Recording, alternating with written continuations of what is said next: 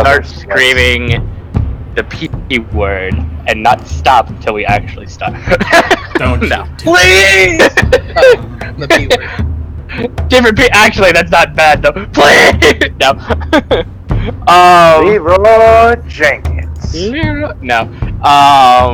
And the spider. Yeah, I was going to fucking say something and I've completely fucking forgotten now. Wait, you dropped an F-bomb. Now we have to warn all the kids that we're not kosher. Ooh, I'm telling myself because I'm running Also, the stream. I'm not sure if it's appropriate in 2019 for me to say things aren't kosher. Since, you know, it's a very specific term towards the Jewish diet. Wait.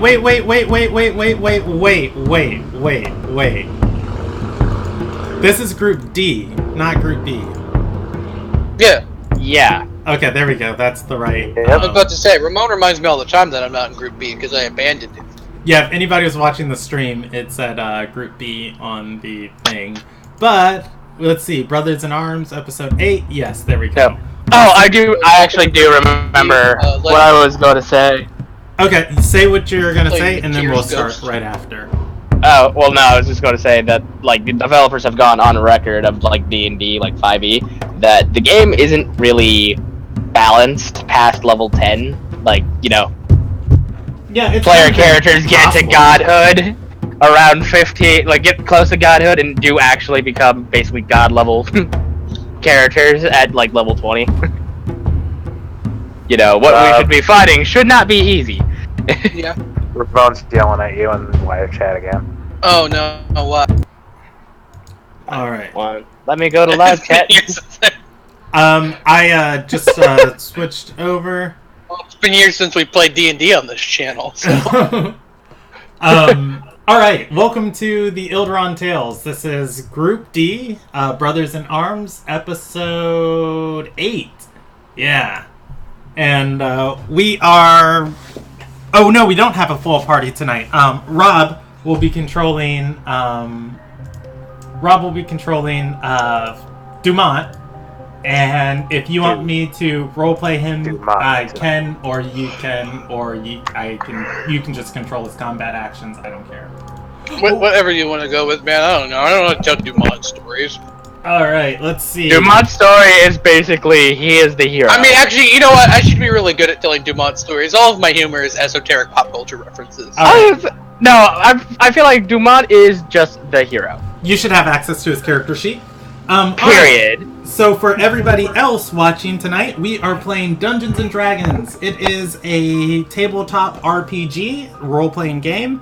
Everything you're going to see tonight is live storytelling. It is, so there's a game with rules that govern how we roll and attempt to do shenanigans. But the entire storyline and the world and everything else is of our own creation. We're playing in a homebrewed setting. That setting is called Ilderon. You can learn more about it by going to www.ilderontales.com. And if you are under the age of 14 while you are watching this, I highly recommend you go and talk to your parents because Jack will drop 2 F-bombs. Before we gave this warning. Yeah. And the tidbit. Oh, yeah. So the tidbit. This was asked last week, but there were multiple things asked. So last month. But there were multiple questions asked, so I didn't get a chance to answer it. 10,000 years. The question was, what's with dragons in Ilderon? I don't know how it was exactly phrased. Something dragons. Yeah. Anyways, there are none. Alright, moving on. No, I'm kidding. So let's see. In Ilderon, dragons are a myth. The commonality of dragons inside of fantasy settings in Ilderon have been replaced with phoenixes. So just like you'd expect to see dragons in other settings a lot, that commonality has been replaced with phoenixes in this world. Dragons are fairy tale creatures. Nobody on any academic record has ever reported seeing one. On the wiki, there are tales of like people describing strange, fire-breathing sky creatures. But, Guys, get the show! yeah, it's the sky lizards. But there's no reported account of, it was a dragon.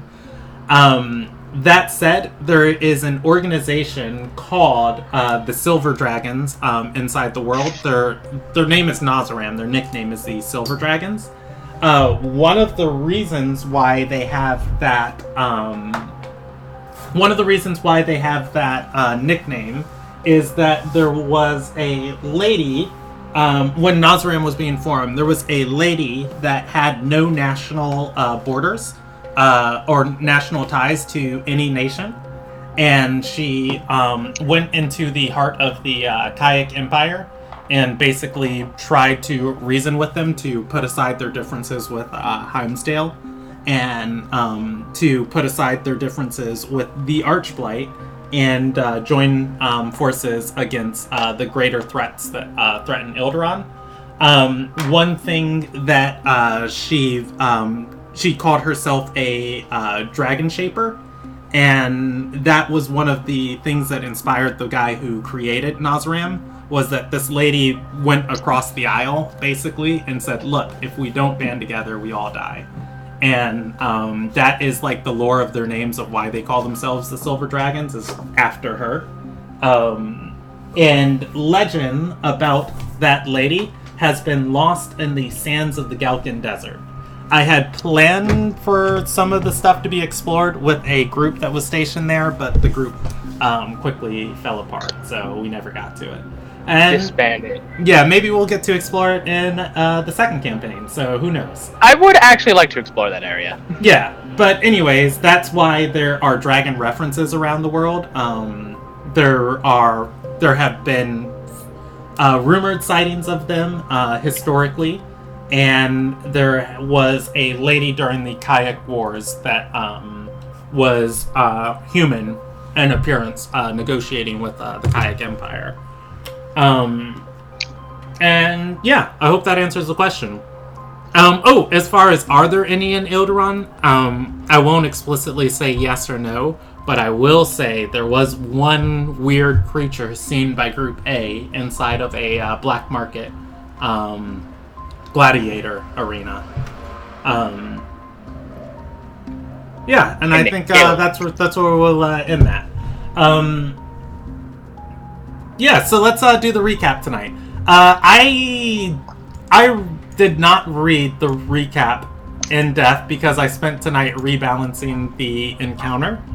I loosely remember. It's actually a really good recap. Yeah, I loosely remember everything that happened. Does anybody else want to recap the session, or I can? Go ahead. I nominate that Rob just open the PDF and just read the PDF. Well, I can read the PDF. I'm just not a very fast reader, so if you guys give me 6 minutes, I'm okay with that. If everybody else is. I'm okay with that if everyone else wants to hear a 6 minute.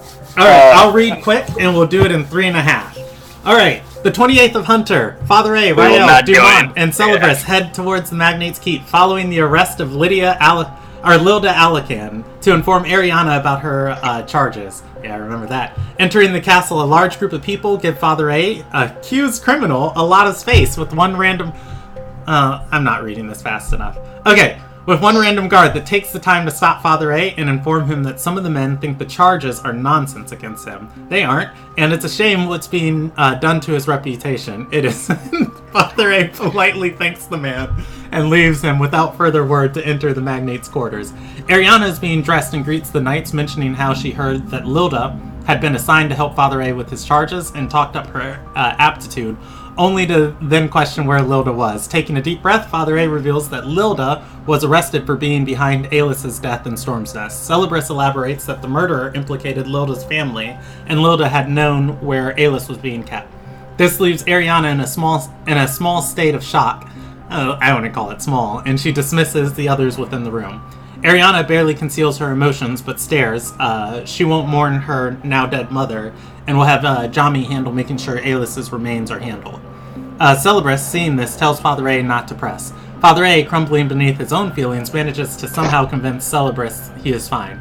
Celebris then tells Ariana that if she needs anything to let them know. Ariana asks them not to die, which causes Celebris to make a glib joke, because, he's dead, and to have guards follow Oro.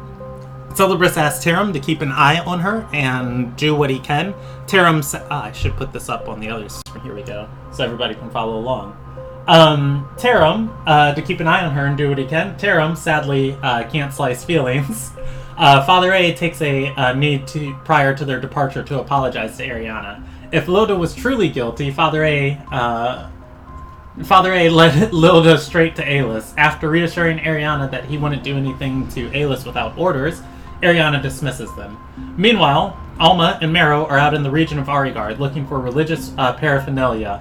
Alma questions Marrow on if he ever considers why he does the things he does. Marrow states that he does sometimes, but there are always reminders. Marrow fails to read anything more into this, and the duo approach the Chantry of Discipline.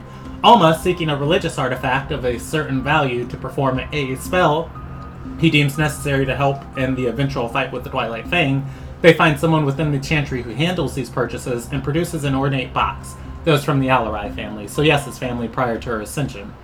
Alma thanks the man and makes the purchase. On their way to reunite with their comrades, Alma and Marrow happens upon the caravan of a Fletcher. Marrow divulges that he's trying to make a bow for someone he cares about, which the Fletcher deduces is an oath bow. This merchant then points to Alma and tries to insinuate that the dogs are in love. Real lady in the trance situation. Marrow dismisses this, but goes through the man's wares and settles on some Alyan wood and flax fiber. The merchant suggests Marrow may need some magic for the string, and mentions a woman by the name of Orancina, an artificer in town who's good at infusing items with magic, and infusing her body with drugs. The group reconvenes with within the grand feast hall of the castle. Father A is just sort of staring up at the ceiling. Yeah, he is. Still coming to grips with Alis's jet death. I'm sorry, that's not funny. Celebris then begins mentioning how Dora has provided him with a deal to get his body back. He has to kill 7 people with the sickle in the next 2 days. Celebris asks if it's alright to borrow Father A's sickle for this mission, which Father A agrees to, though half-heartedly, still not entirely paying attention. Marrow, noticing that Father A is definitely alert and brimming with happiness, asks what is on Father A's mind. Father A, slowly returning to this world and blinking slowly, turns and says nothing is bothering him. Marrow tries to offer his sympathies to Father A, and Father A politely notes his concern, which is basically his default response when he doesn't care enough to show emotion. Celebris then asks what the next steps are. Marrow suggests blocking the Twilight Fang's food supply. Father A, participating now, notes that would involve going to Gwir, which is not part of their plan. Marrow begins suggesting a riverboat ride, which would still give them time, but both Rael and Marrow then notices Cat near the wall, then moves through the wall. Marrow recognizes the cat's form as being similar to Octavia's preferred form. He relays this to the others, and Celebris bounds up and heads out to investigate with Marrow and Alma close behind. Rael begins casting Detect Magic while Father A returns to a stupor. Demont, trying to be helpful, pours Father A glass of wine and tells him the story of the time he was once interested in dating a girl who ended up dead. Father A, a good friend and nice guy, takes that wine and pours it on the floor. Fair. Following this, the cat returns to the feast hall, which prompts Rael to try and discern what the spell is, while Father A gets up to interact with the cat. As Rael determines the magic animating the animal is Major Image, Father A tries to pick up the creature, revealing that it is not real. Rael then begins scanning the people within the feast hall to figure out who is casting the spell. While this is going on, Celebris, Marrow, and Alma run out of the castle trying to track the cat. Eventually, Celebris spots a person staring at the party from an upper window of a nearby home. Celebris' divine sense pings this person as an undead, and he asks if the illusion is their cat. The hooded figure closes the window after shaking her head. Marrow and Alma arrive, and Celebris asks Marrow what Octavia looked like. Marrow, a man of wisdom, not intelligence, botches this, but Celebris figures undead means bad, so he goes to knock. Before doing so, Marrow uses Locate Creature on Octavia and determines she's in the home. Alma uses Sending on Father A to inform him that the group found Octavia. Father A, with the others, informs them what Alma said, and the Feast Hall gang heads leisurely to find the rest of the party. It's a good description of that. Celebris, Alma, and Marrow briefly discuss the merits of coming in. They decide to enter, and Celebris opens the door to see Meat smiling. She greets him happily and tells him to come inside. She made dinner. As she enters into the home, a happy voice rings out "Daddy," and a small girl with a broadsword comes and hugs Celebris's legs. It is at this point that Celebris begins finding something wrong with this image. He backs up, getting freaked out, only to run into the man he murdered, alive and well. He politely greets Celebris, which freaks Celebris out to the point that he closes his eyes and takes a deep breath. Alma steps in behind Celebris, who turns and tells Alma thank you for what he's done, and that he's Renaulta's greatest servant. Father A is also in the room, and Ariana is there as well. She states that she is abolishing the chantries and that she'll make Alma the minister of faith. While all of this is going on, Renaulta herself descends and praises Alma and offers him any faith he could possibly want. It was renal, but she tells him... all the same. Yeah, she tells him that life is a party, which prompts a small crisis of faith, only for Father A to reassure Alma. This prompts a small chant that grows and grows and grows. Alma, Alma, Alma. That's a great moment. Marrow steps into the room and sees Celebris and Alma simply go glass-eyed. Marrow examines them, looking around to see Octavia. She exclaims happily and hugs him. She takes a moment to sort of brag on her new magic and makes Celebris and Alma head down to the cellar before expressing surprise that Marrow was the one there, as she was not expecting him. She then mentions that Celebris and Alma are indulging in their greatest fantasies, and she was worried when a paladin came by. She then also, in a fabulous 180, and content but not tone, reminds Marrow she'll hurt everything he loves if he causes problems. She also expresses that Oro was the one that was supposed to come by. The Fang, she says, are trying to destroy the nation, and Octavia can put a stop to a portion of this. She can create fantasies, but Joseph can create nightmares, and he's using those powers to cause Ariana headaches. He's trying to drive her crazy. I lost where I was at. Octavia can undo Joseph's magic, so she wants access to Ariana's sleeping chambers.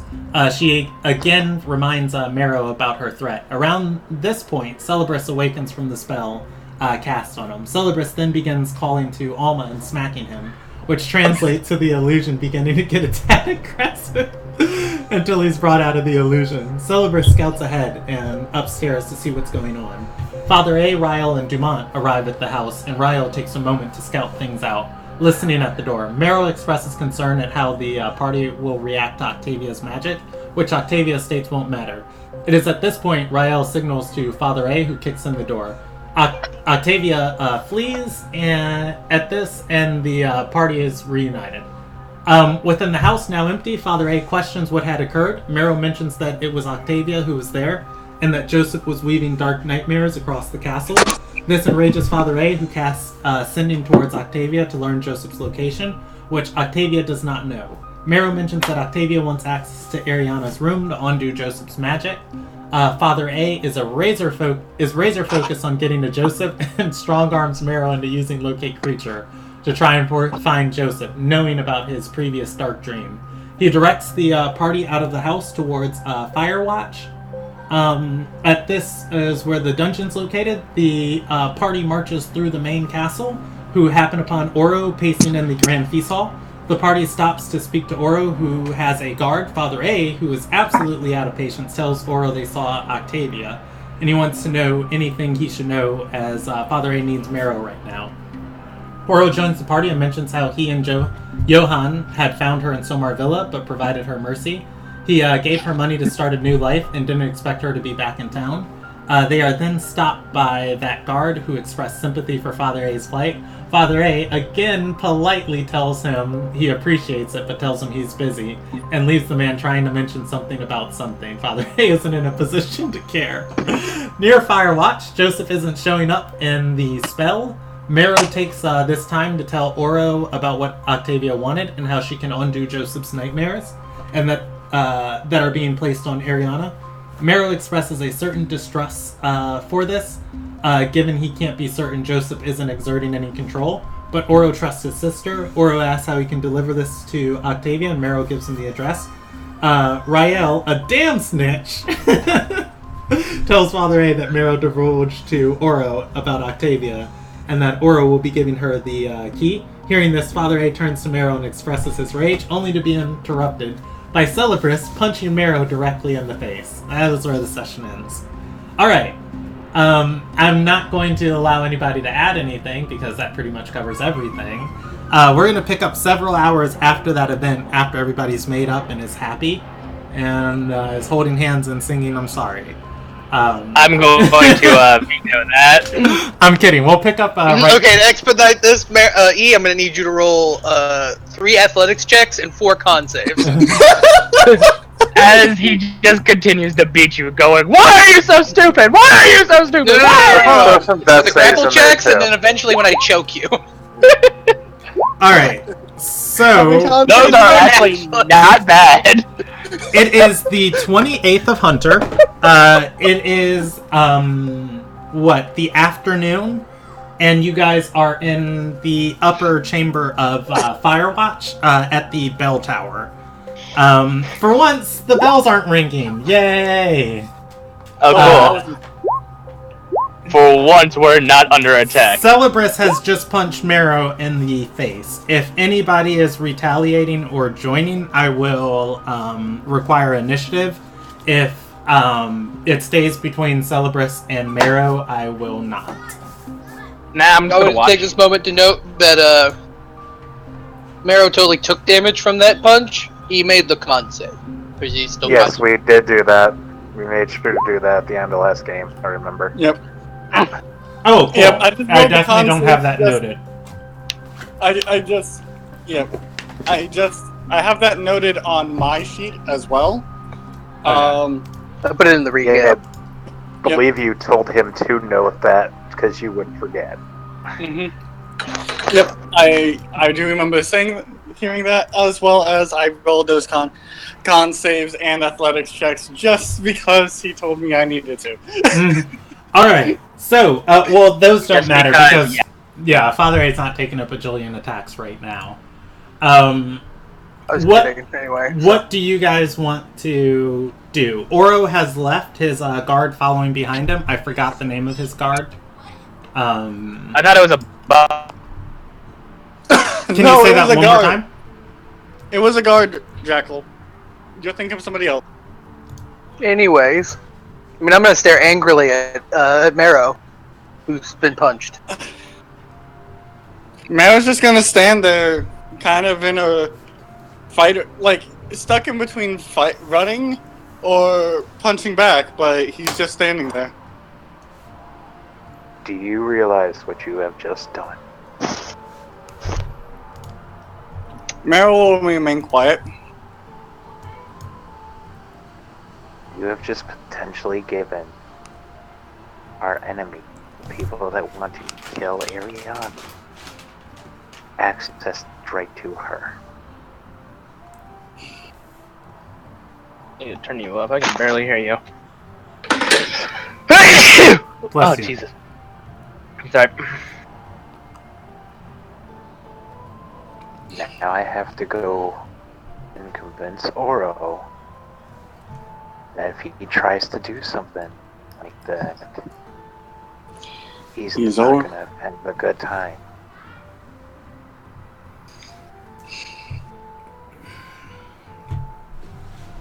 I have countless proof of both of the fact that Octavia is not trying to work with them, as currently, and more, Meryl will pull out the sheet that Anadelia?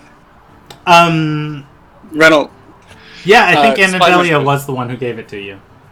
Anadelia gave him and pulled it out, kind of flicking in his, like the flick of showing him she has been trying to work against them this entire time, and from what I can tell, she was not lying. So from with all this information that I've gotten, she's working as much with us, more with us than she is against us. May I ask you something? Do you know how thralls work with vampires? Yes, I do. And that is why I told him I don't trust... it's not that I don't trust Octavia herself. I don't trust Octavia while she's with Joseph.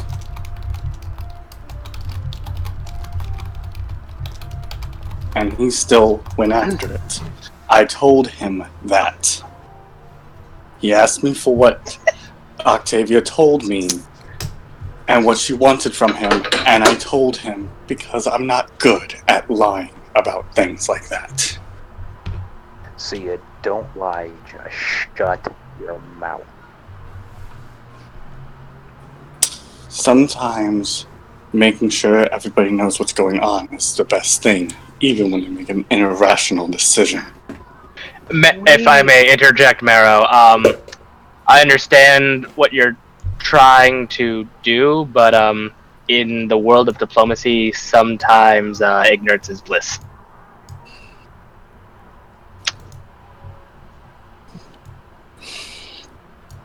You are a knight of this keep, of Ariana, of this country.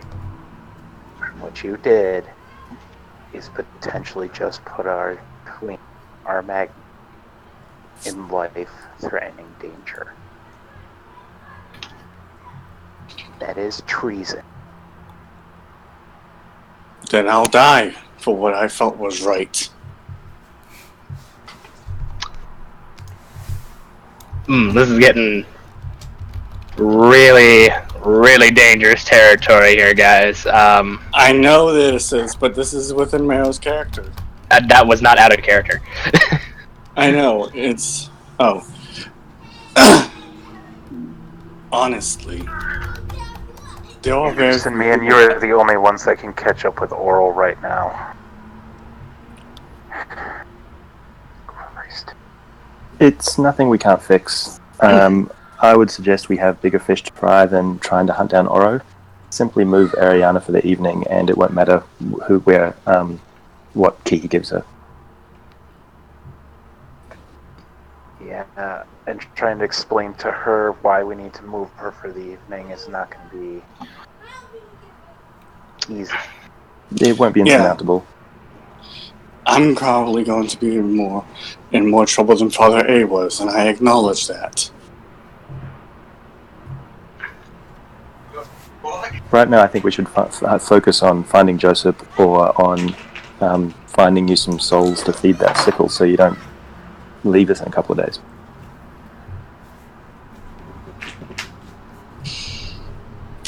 Right now, Joseph isn't here, and he is not pinged yet. What time is it?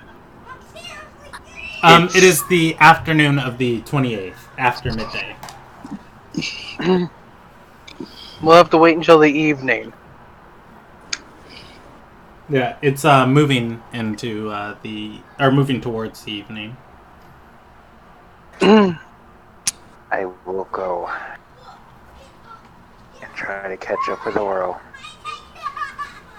Anderson, the rest, if you... I'm trying really hard not to break his jaw right now. I want to man this. If you want to take more anger out, go ahead and person pull the trigger. Go ahead and hit me more if you need to. I don't care at this point. Won't change anything. I'd rather him take his anger out on me than take his anger out on Oro, who's already having a major crisis between people he cares about. That's why I'm sending Silvers after him. I have a good feeling that maybe you won't hurt Oro. I do not trust myself to make the same decision. If you need, people to talk to him, I will go talk to him about. You can't get him in time. I'll go. Anderson, go warn Ariana about what's going on with Joseph. Maybe if we leave out the part about loudmouth here, we can get through tonight without killing each other. We could always just, do ascending. He won't listen to ascending. He's right now, from what I understand, he's right now worried about Ariana enough that he is willing to make this risk. I told him all the risks from it. The dangers of it. Did you though? Did you Yes.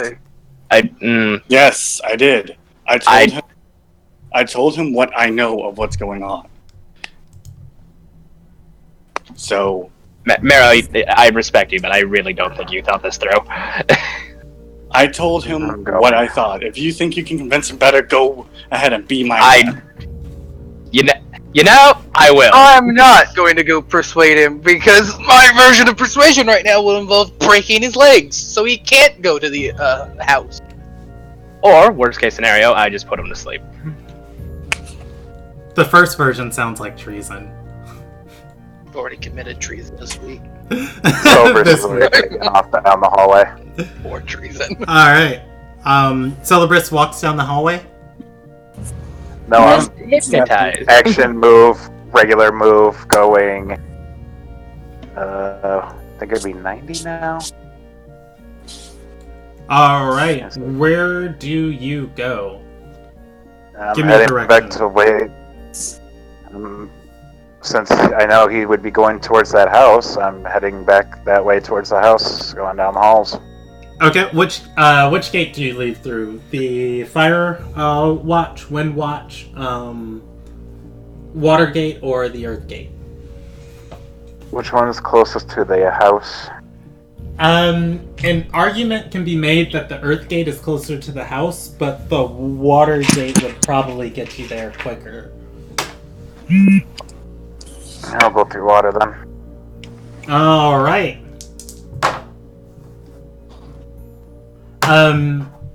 Okay, and what is Celebris's perception? Let's check this out. 20. Cool. Got it. Alright, everybody else, what are you doing?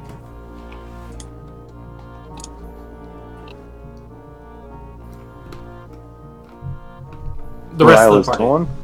Oh, go He ahead. is either going to just walk away from everyone. I mean, or- did we have any other plans for tonight, or?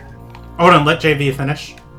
Yeah, Ryle's finished with this. I'll be in the Diviner's office, or Diviner's quarters. Come get me when there's something, when we're expecting Joseph. He's just gonna walk off. Okay. And Alma and Mero and Father A.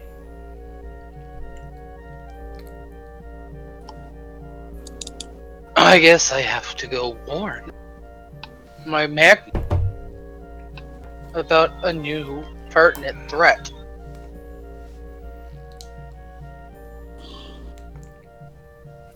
Okay. And Mero and Alma. I mean,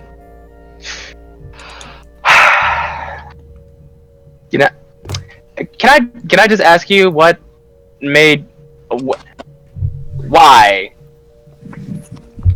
It's like, I understand you felt it was right, but like, did you not think of the political consequence? Did you not think of the immediate consequences? Political? Yes, political. Like, what happens if she's assassinated? Who takes power? I am a man who has lived his entire life in a forest. I don't deal with politics. Okay, Yeah. so the short version is, no, you didn't think about it. But I do deal with what is going on socially. Oro knows that woman better than I do, and knows what that woman is going through better than probably any of us do. And he is a man blinded by emotions at the moment. Alright? Like, I don't think, if someone you cared about, was being threatened, like, with their lives, I don't feel that if someone just gave you the first option, that you would make a rational decision. You really don't think I would? No, I really don't think you would. After what you've shown me tonight, no.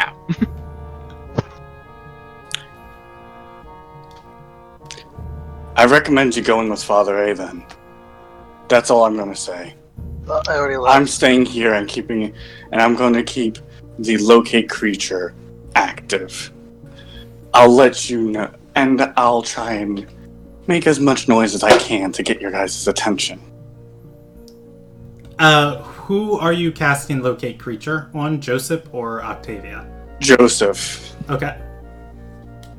I'm still having it go anyway. Oh, yeah, you maintain the Constitution save, yes.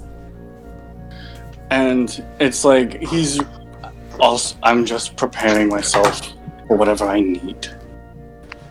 So go or stay. But don't ridicule me on something that you think I will.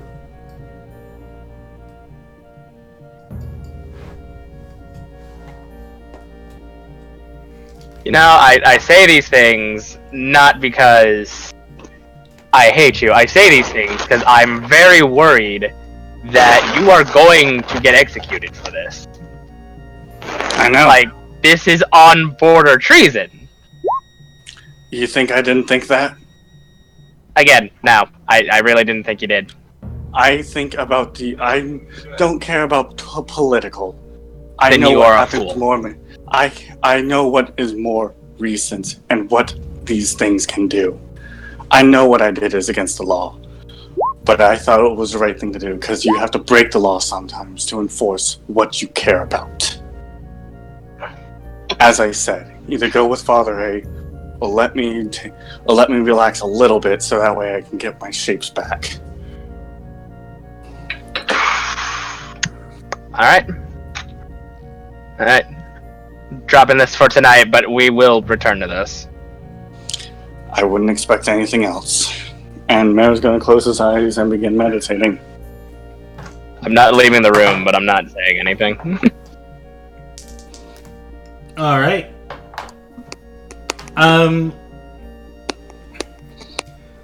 Let's see, who should we handle first? I guess we'll go quickest to longest. So let's go with Rael first. Rael heads to the Diviner's quarters. Anayan, is she going to be in here? Yes, Anayan is going to be in here, and she's going to be explaining to Jami as you walk in. Diviner Orison is going to be there, and let's pull up his card. He's part of the Silver Sigil. Boom.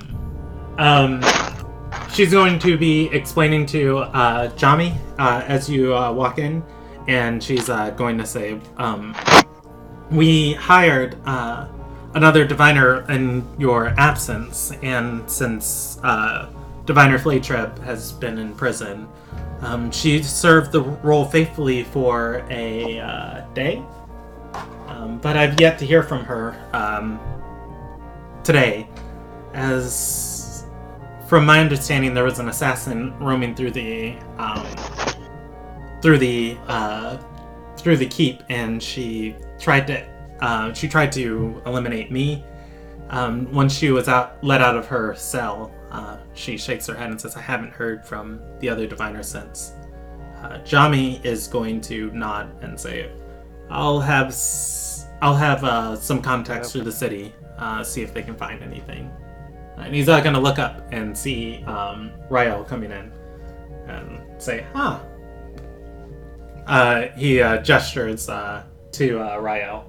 Anayan is going to look towards him and say, oh, well, he does work with the Magnates Knights.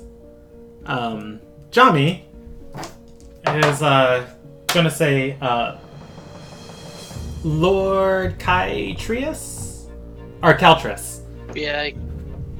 He's going to say, how would you like to take a job for the Diviner's office?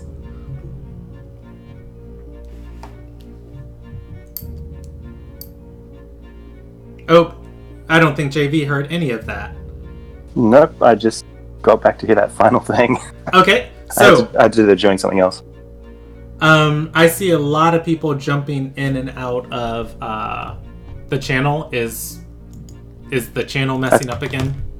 Yeah, Discord did. Last thing I heard was she's talking to Jamie about something. Okay. Then I had to mess around and join the other channel and rejoin this one, and that got your voice back. Okay. Rob, can you hear me?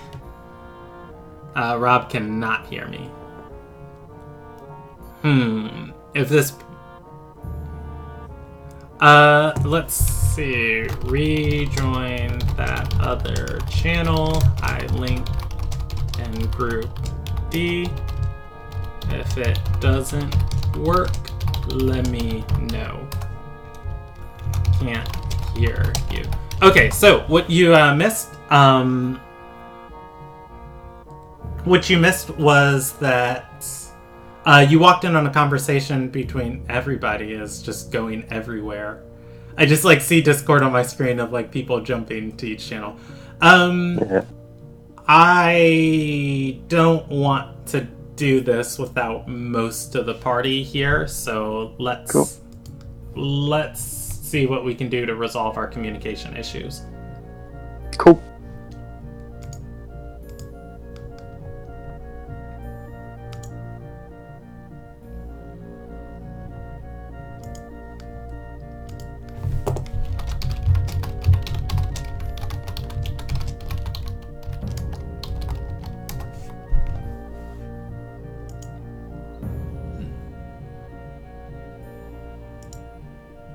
Rob.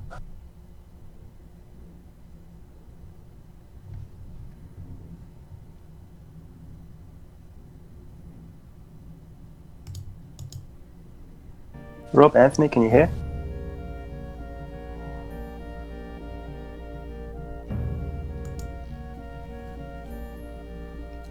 I don't think they can. No, not getting in.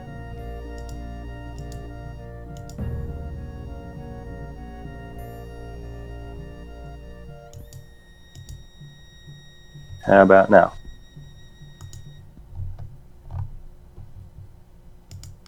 Alright, let's see. I just restarted Roll20. We are currently experiencing a minor amount of technical difficulties. I've been having this issue with Discord lately too, in private conversations, as far as like people bugging out. Yeah.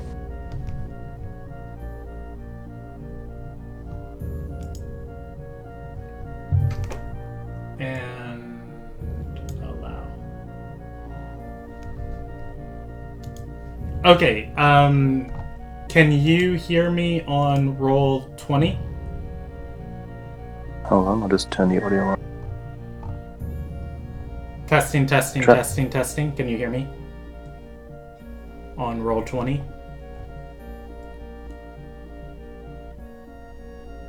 Oh, I might have to reconnect, I suppose. Yeah, I can just hear the background music on Roll20. I haven't set up anything in particular though. Okay.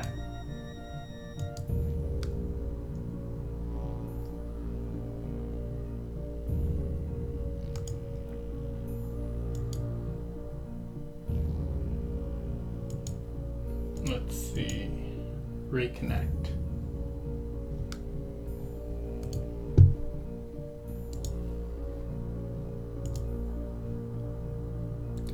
Yeah, it might just be me and you for tonight, JV. First, I'm going to find Marrow. Oh, hey, wait. If everything's working fine on that other server, why don't we just go play there? Okay. So jump over to the other channel? Yeah.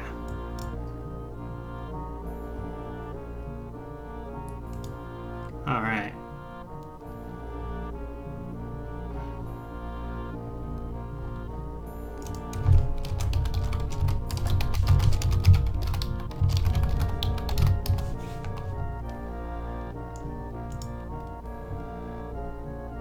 Hey, can you hear me? I can. Rob, can you hear me? Yes. Okay, I don't know what's going on with the Ilderon channel. That's weird. Let's see. I will message everybody to join this channel.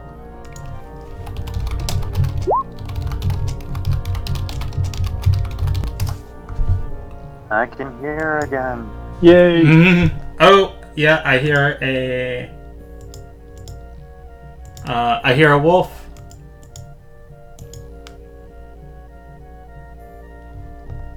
Wolf. Or wait, no, I didn't. I think that was Anthony then. Yeah, that's that. Hold on, let me How get dare an you. invite for everyone. Copy.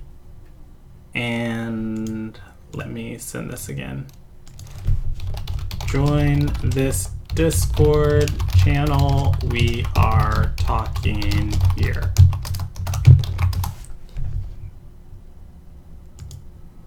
All right. Wolf, can you speak here? No. Yes. All right. Yep. And hey, Oh, okay, God. cool. You can speak here too. Yeah, I don't know what's going on with the audio of the of our Discord channel, but it's bugging out super heavy. So Yeah. I was having the same issue because normally what I do is I go to my friends mhm. stuff to do the like connect and reconnect thing, and it wasn't working there either. Yeah, I went to The only the. server I can like get to. I went to like my Warframe one, and I couldn't connect. Yeah, the So, same. I would imagine it's a Discord problem. Yeah. Hey, Yeah. whatever it Anyways. is, this is working, so we're gonna use it for now. Okay, so The audio cut out like right as you said Jami was in the room. okay, explaining everything that JV and everybody else missed. What happened was Rael walked into the room. He got hit with a 9th level lightning bolt, and Rael is no longer a elf. He is I don't a believe pile that of at ash. all. He would have been able to counterspell. I believe in him. No. So, Rael, I will actually just redo the entire conversation, even though for whoever's watching the stream, it's probably going to be super boring. And I was wondering why nobody interrupted me, too. Rael walks in the room. He sees Diviner... Oh, let me turn the music back on. Alright, there we go. He's going to see Diviner Anayan, and he's going to see Diviner Orison. They are talking to each other. Anayan is going to say, "I hired a diviner in your absence to fill in the extra work needed. Since the assassin attacked me and tried to execute me, and once she was let out of jail, I haven't heard from the other diviner. Has not reported in today. I have not heard from her." Jami responded with, "Okay, don't worry about it. I'll send someone into the city to look around and see if we can find anything." At that moment, Jami turned his attention to Rael, who stepped into the room and said, what did he say? Lord Caltrus, would you be interested in taking a job for the diviner's office? Potentially. What does the job entail? It seems that our third diviner has gone missing. Anayan suspects foul play. If you find her, we can reward you, not handsomely, but with either what knowledge we have available around here or what extra coin we can spare out of the magnate's coffers. Yes, I'd be happy to help, but it might be tomorrow rather than today. I need to prepare for this evening, and I was wondering if I could impose and use a workbench for some studies. Anayan is going to gesture to Alice's now empty office that, is empty. She's got no stuff in here in her quarters or in her area of the this chamber. But yeah, if you want to sit there and study, you can. Is there anything you go about specifically? Rael wants to cast Create Homunculus, which I think takes an hour, and the rest of the time he wants to spend transcribing the teleport spell. Okay. Alrighty. Yeah, I'll have to look up, or just look up the time it takes in the Wizard Spellbook section for teleport as a 7th level It's spell. like 14 hours, so he'll be able to start on it. Okay. And yeah, we'll come back to Rael. That's Rael. The next is going to be Alma and Father A. You go to find Ariana. I probably also have Dumont. I stayed with and Marrow. Well, then I guess it's just. Don't know what you're Dumont. talking about. Oh, I thought you decided to leave. No, I said I stayed in the room, but I just remained silent. Oh, okay, cool. All right. Father A and Dumont heading to find Ariana. You know what's great about bad news? When it comes in pairs.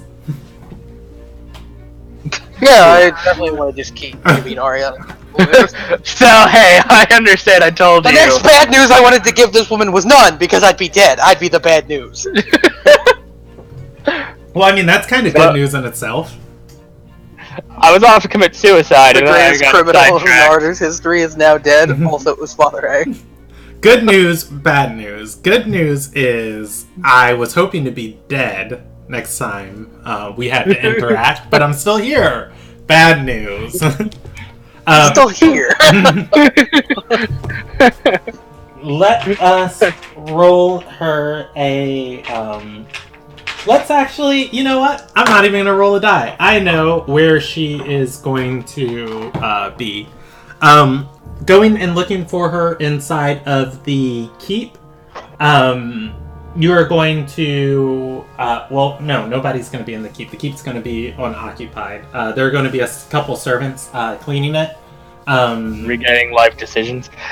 Yeah, up through the office and diplomat's quarters, her personal quarters, you don't find her.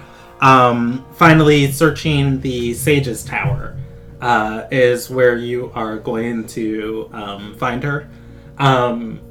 There are 3 students up here at the large meeting table that the High Council was meeting at the day prior.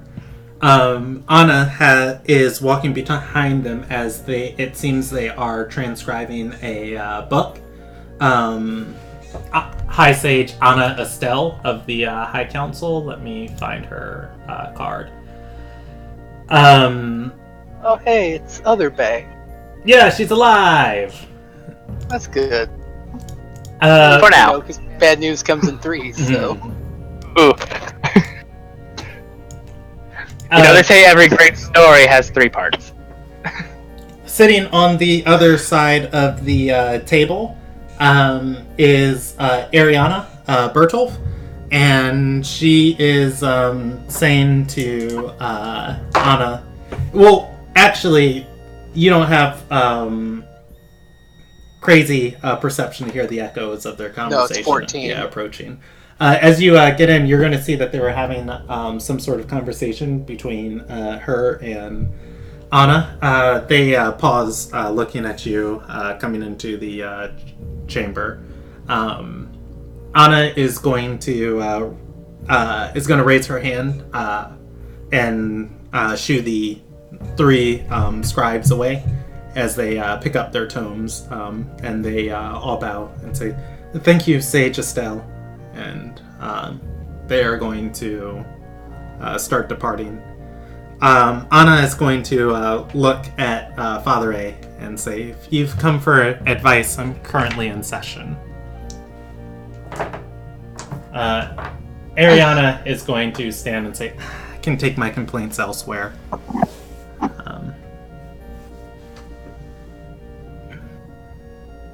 Oh. I guess I do mean to interrupt. I don't. Well, actually, I do. Ariana's gonna hold up a hand and say, "A knight was found dead." Guessing what you're gonna say. No. Was one found dead? No. Is that a joke? Is it more of a joke? And she's gonna shake her head and say, No, I've just been getting such horrid news lately. I was trying to guess what Well, the it streak was. hasn't stopped. You just guessed wrong. We have come to discover that Joseph Firth. I always forget. I think it's Firth. Fife. Is it Future Fife? dead man. Is using dark magic to give you terrible nightmares. You know, when I say it out loud, it sounds ridiculous. Nightmare Lord Joseph. Beautiful. Seems less crazy now. No, it's funny. But yeah, as it came out of my mouth, I was like, sounds ridiculous. Ariana is going to hold a hand over her head and say,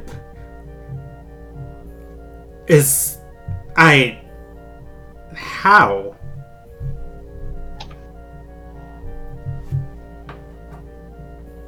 Explaining weird magic was never my strong suit. And she's gonna shake her head and say, I hesitate to accept that. I've been willing to attribute my sleep to the fact that there's been an assassin running around my castle. And conspiracy amongst my nobles to murder my mother. And who knows what else is going on under here, under the roof of Zenith Rise. I've experienced this magic firsthand.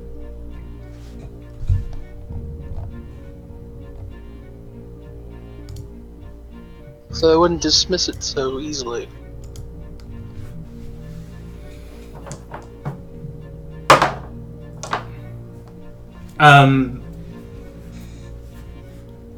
She is going to, she's gonna seem a bit hesitant as she looks towards Anna. Anna is going to say, there are spells that require, or that can affect dreams, and magic that can shape the course those dreams take. They're very powerful spells, and they target individuals. If he's targeting Father A, perhaps it's of a grudge.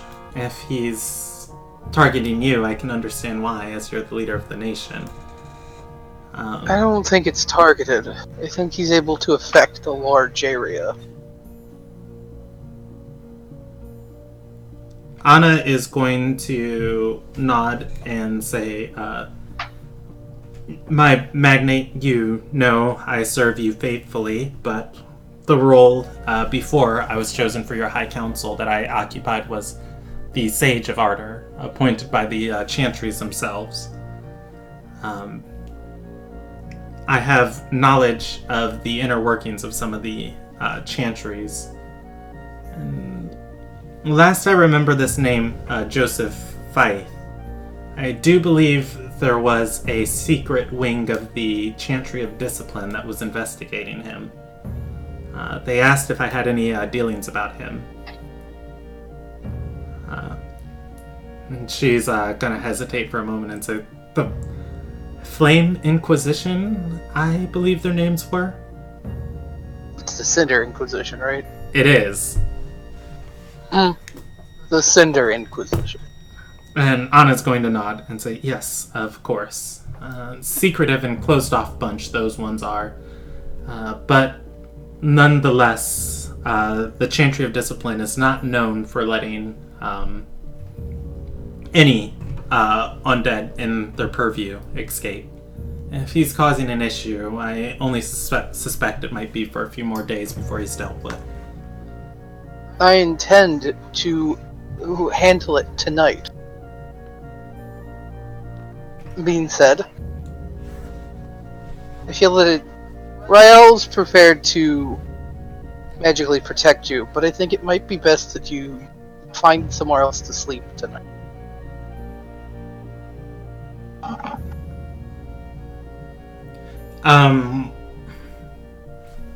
Let's roll a percentage die for Ariana. Who wants to roll a D100? I do. How stubborn is she gonna be tonight? Go for it. Let's just see, because this could go either. 3! Very stubborn. Anna is going to say, "Shall I contact Lady Surreal Renalpaul about staying in Somi?" And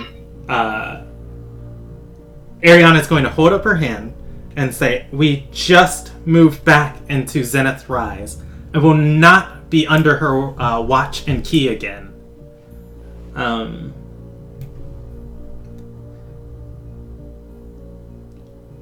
Anna is going to be silent. She is going to look at Father A and say, "Find him and kill him tonight." And does she have any more to say about this? I don't feel like she does. I feel like that's the final word on it. She's going to hesitate for a second and say, "If I wasn't pregnant, I would do it myself." And then she's going to start just walking out. Horrible decision. But then again, there have been a lot of horrible decisions tonight, and that doesn't really seem to stop us, apparently. There's too much of her mother in that woman. Anna is going to shudder at that and say, "Even the smallest bit of demon anywhere is a bit too much." Oh, that's ironic. Father A is gonna look kind of like... She's getting some side-eye at that one. Not... Hey, I liked Ayla's side-eye. It's... I know what you are. Oh, like, she's not. She's a fiend. Or she's a devil. I know she's a fiend. Yeah. Still, you know what? I don't know the difference. Yeah, and she's going to say, "It's my job to counsel her, but things these past month has been more than any magnate should ever have to shoulder. If you don't count the border war and his subsequent execution, this is more than Respas's last 3 years in office." And it just seems to get worse every day, every hour. Every minute, every second that you're alive. Anna is going to say, "Truly, I commend her. Anybody else would have cracked under insanity by this point. The stars really did choose her." What they did.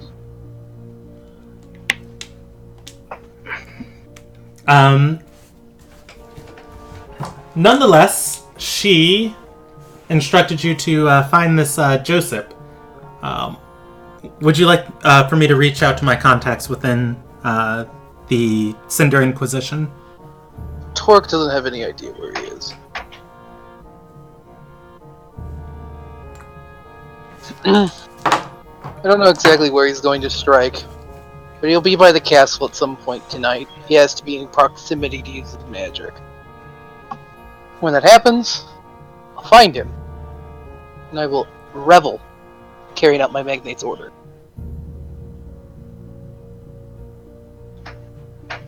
Alright. Anna is going to nod. Where's Weston?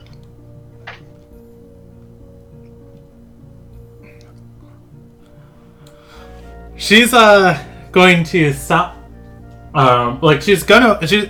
She nodded, and I was going to tell you that she started walking away, which that didn't get communicated yet. But she started walking away, and she's going to stop, like dead in her tracks, and turn and say, "I can assure you, he's safe from those who wish to hunt him." Where is he?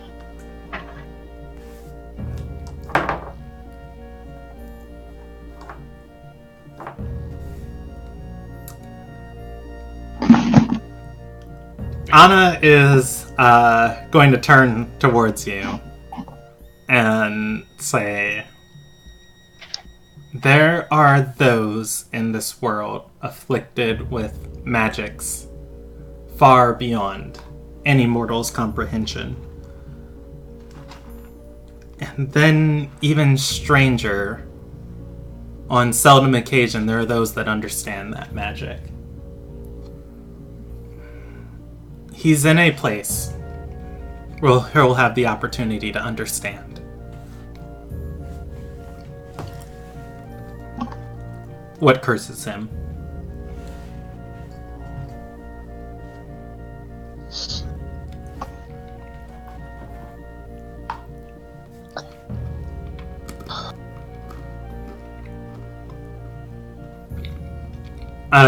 And she's going to, like...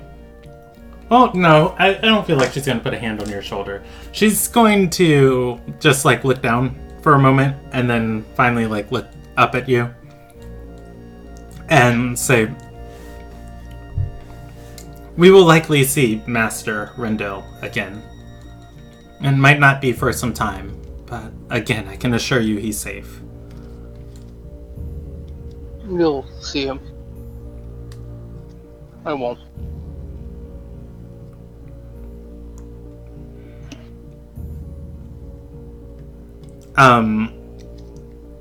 Anna is going to take the books, because the scribes took the books they were copying, but the ones they were copying from are still on the table. She's going to move to them and start picking them up and say, well, is there anything else I can do for you while you're up here? No. You've done enough. Right.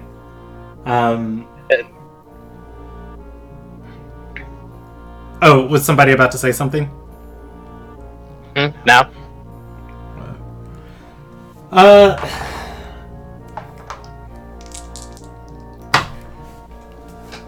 So, the Sage's Tower. I have described this only briefly before. It is the upper floor, or rather the upper floor of it is a multi-tiered affair with the different halls of bookshelves up here in the huge circular room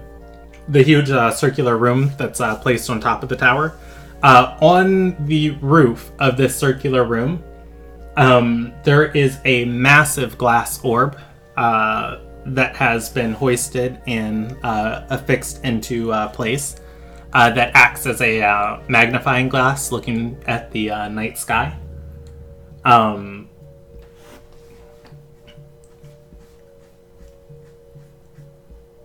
Anna is going to point towards it and say, if you find yourself in need of a place to calm down, Printhrax is on its last phases of being in the viewable zenith. For the next couple of nights. Come by. And she's going to walk with the books towards the shelves and start filing them.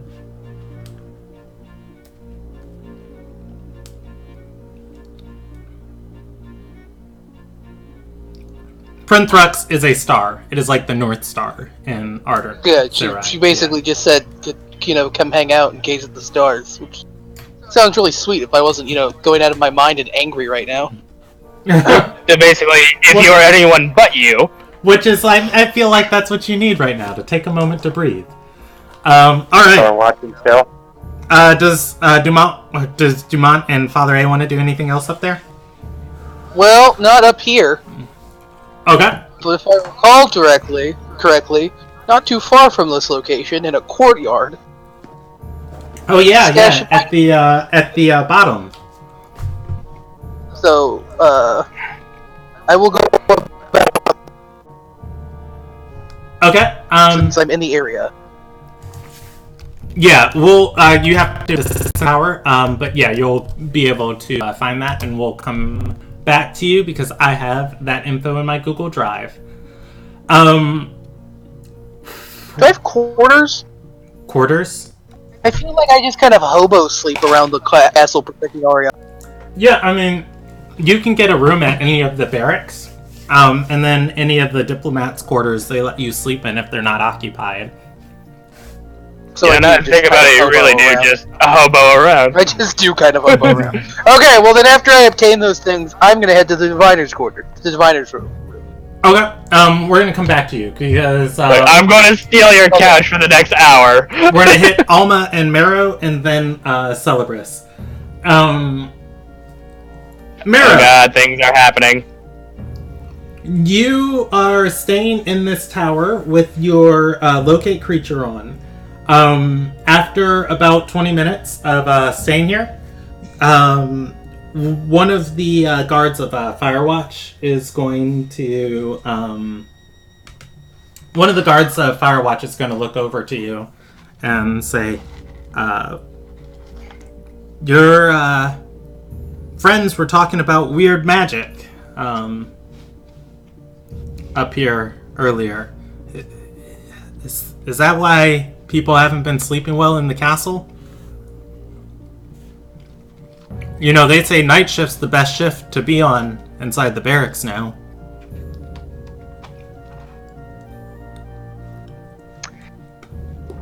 More or less. Don't really understand it myself.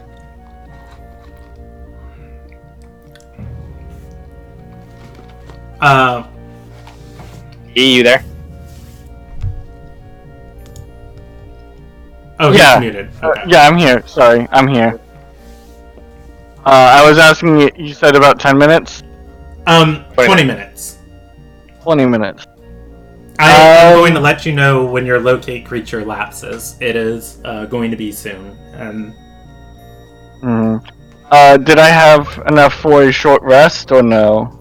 A short rest is 1 hour. yeah, I 1 mean, hour. you can keep concentration on this while you're resting, but the rest hasn't completed yet. Okay.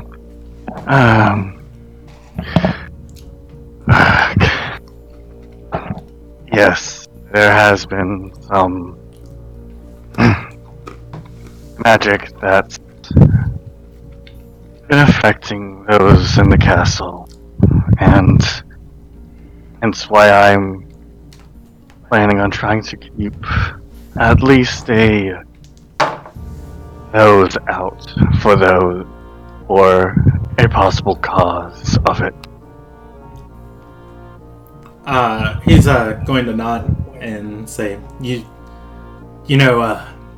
I lost my husband in the ghost storm. Swore the other night I had a nightmare that felt real. Him walking through the streets of Somia, killing innocents and everybody we'd sworn to protect. He shivers. Ugh, just thinking about it. Magic's the damnedest thing, ain't it? Alma just coughs awkwardly. From what I understand, this might be reassuring to you, might not. Each dream is unique to the individual. That is all I can say at this moment.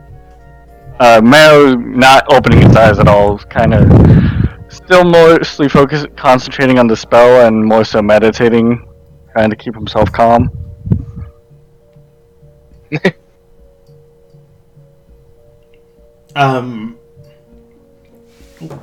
One of the other guards, she's gonna speak up and say, I saw my sword tutor. It was day one of my training. Oh, woke up in a sweat thinking about going through that again.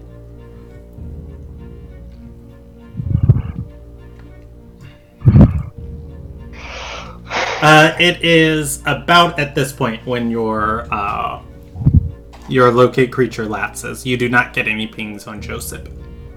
Do you want to recast it, or you just want to wait till later? Would recasting it ruin my short rest? I will rule no if you're doing it leisurely. I'll do it leisurely. Actually, I'll wait. Opening my eyes for a moment. How close is it to... How How dark is it? It's the afternoon. It's not dark yet. The sun is getting ready to approach the setting sky, but it's nowhere near sunset. It is spring though, so days are pretty short. So actually, it might be. No, it's not. Not yet. Sorry. He will look up and state, around what time, shift rest time, to have you guards started having most commonly report nightmare? Let's see if they know.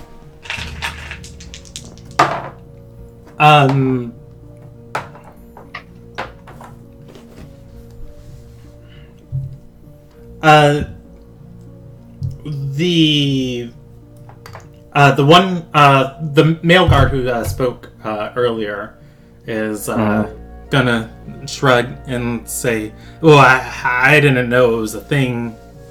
I didn't know it was a thing being caused by magic. I talked to a few individuals about it, but thought it was just coincidence."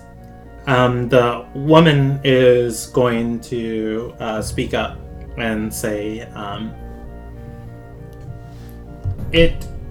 for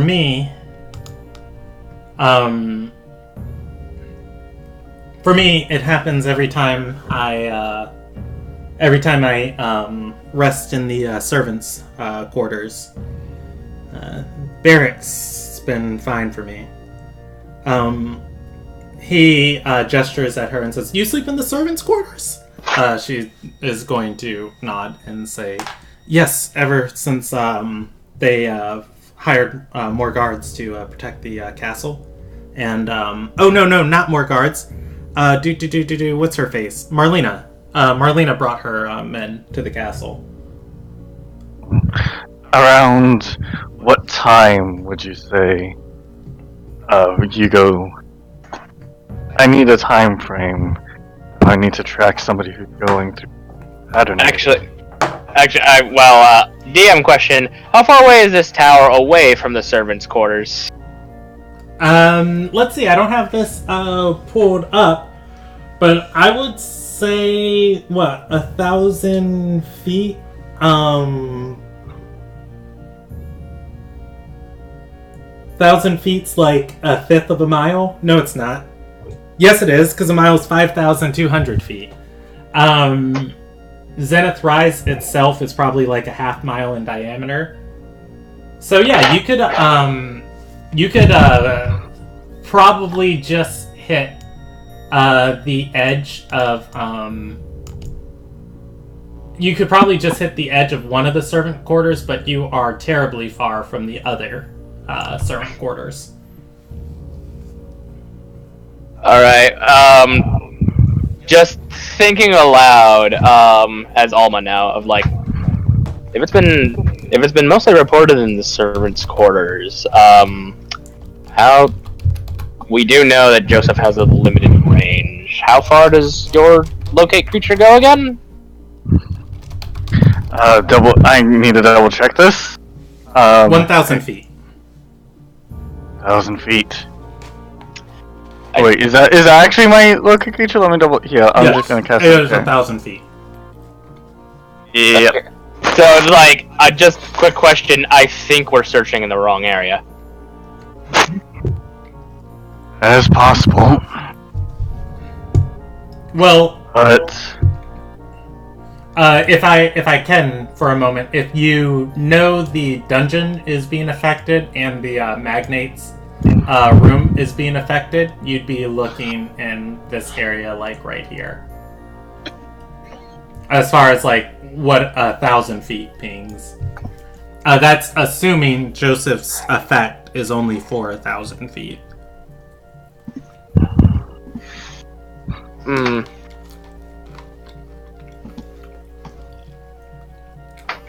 Do we want to start calling the others and possibly start going on a patrol? I think currently I'm the only one who's able to track individual. Well, yeah, but I mean, like, if you actually find him, are you capable of contacting us quickly? No. Alright. I feel it's best if I at least stick with you so I can call Father Anderson, and he can rally everyone else. Quickest I can message is through an animal. Up to you if you want to follow. I feel it's best I should.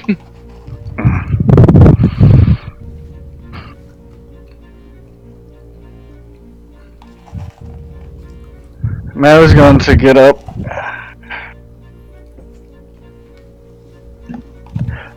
Let me at least wait about another half hour before we continue the search.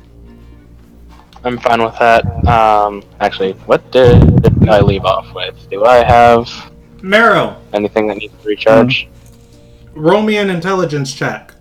Alma, you are allowed the same. I'm going to put it at DC 15 at hard. I believe. Intelligence? Is it a specific intelligence or just a general intelligence? I'll allow investigation or insight if you're trained in either. It is putting together information you heard. Whoa!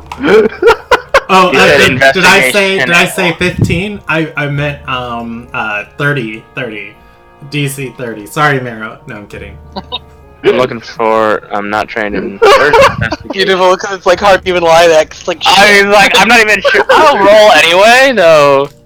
Oh, go you. that's actually a really good roll. By the way, you guys rolled Hey, the same thing, zero. technically. Yeah, we Did rolled we? the same thing. Yeah. The 19. Yeah, except you have a +10 and I have a +0. With the information you have been given, I don't even know if this is a thing in the world at this point. With the information you've been given, you know two targets who definitely are being affected by this magic. Ariana and Father A. The woman has claimed this is happening consistently to her, while the man has claimed that it has happened seldom to her. They have something in common. Perhaps if you were to compare and contrast what they have in common and not in common, you could probably weed out a little bit of like the direction of where Joseph is. Oh yeah, narrow it down. Because there are two servant quarters inside of the keep. If one is being affected and the other isn't, that would give you where the edge of his circle probably touches. Okay. If Then that's you the guys case, are both going to just kind of be like, wait, they said they're both sleeping at the servants' quarters. She has had this more than once, and he's only had it once. What servant quarters are you guys sleeping at? Pretty sure you said she before, but well, there's a she and a he. There's a she and a he. And the she is getting it more frequently than the he. Which, if that's the case, yeah, Maro is going to say, which servants' quarters are you two sleeping in? Or which one of you individually are sleeping in?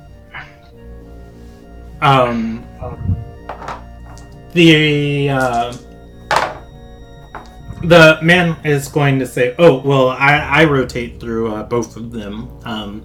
Since, us bell ringers, they just kind of fit us in where we're needed. All we have to do is really man a crossbow. You guys have been busy.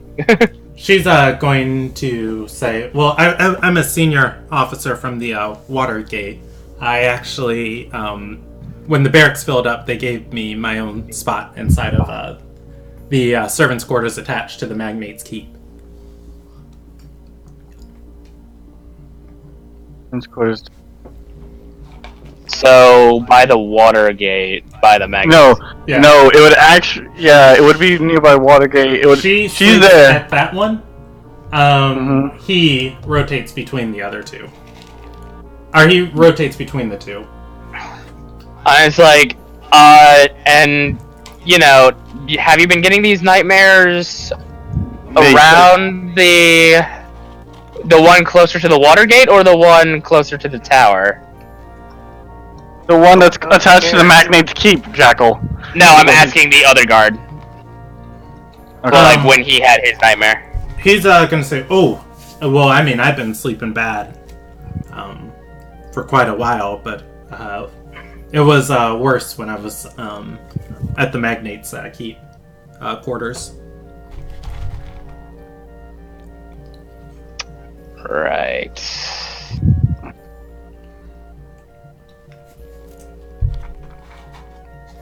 Too many of great backgrounds. He's muttering under his breath right now. I wasn't sure if you were actually saying something because you were like, you know, he was that was deliberate. He was muttering under his breath. It's just like, this would be so much simpler if there was less. Yeah, no, it's like, okay, we've narrowed half of it, I guess.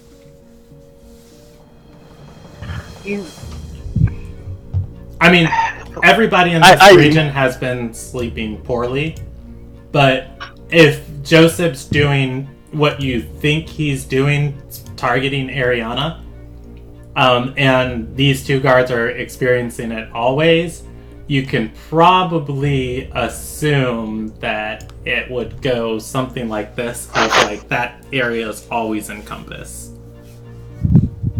Maro's gonna start heading slowly towards that direction. Not really moving quickly, but it's like, thank you.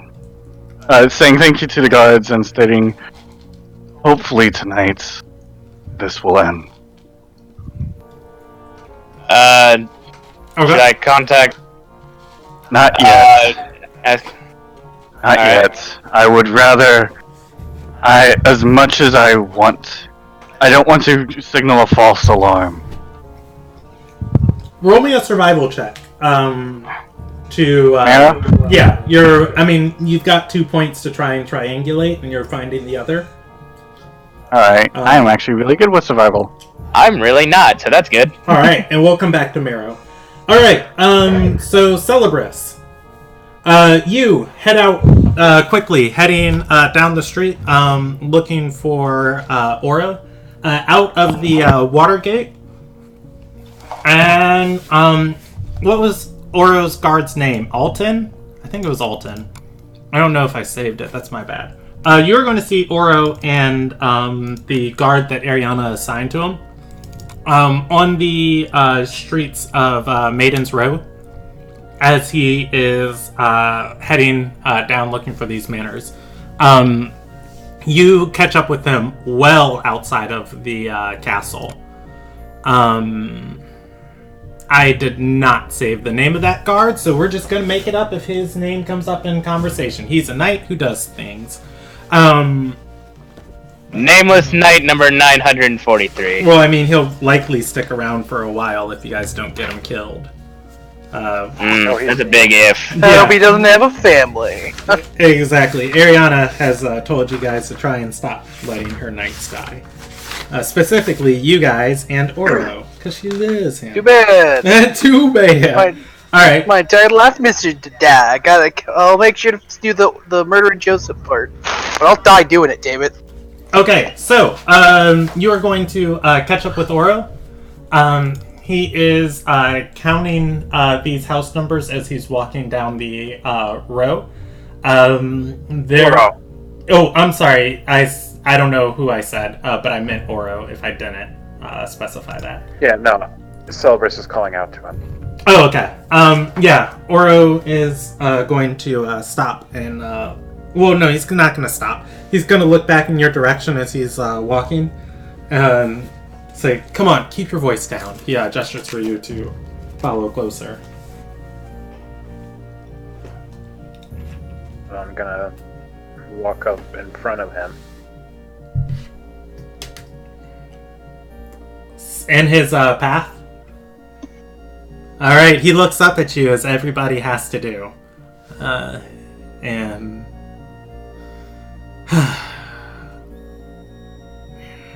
he pinches his eyebrows and says, Celebris, move. Do you know what you're doing right now? He's going to nod and say, look, you don't know her like I do. All the things my mother did to her, every time somebody tries to control her, that fire ignites. She's not some thrall.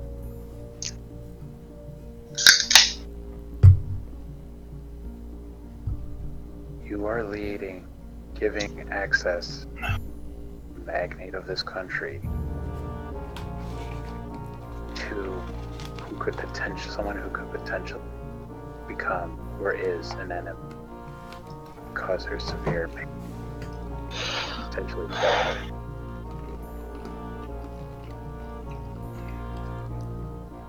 Oro, I know you're smarter than this. You're not thinking straight. This is because this is your sister we're talking about.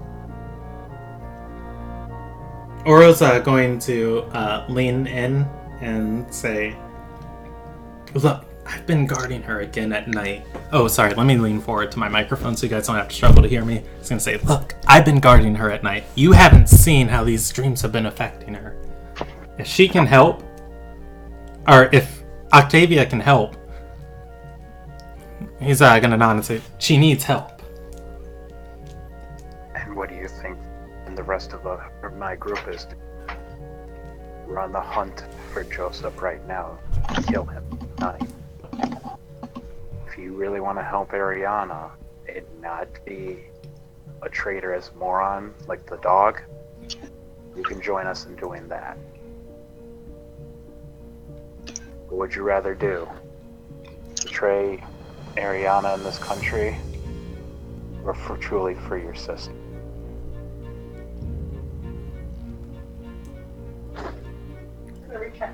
Roll me a persuasion check.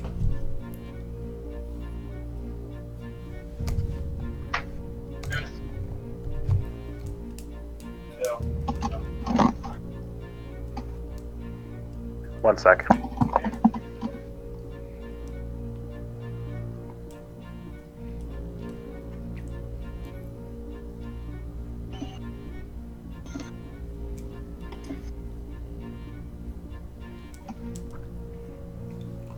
Would you like me to roll it for you? Okay.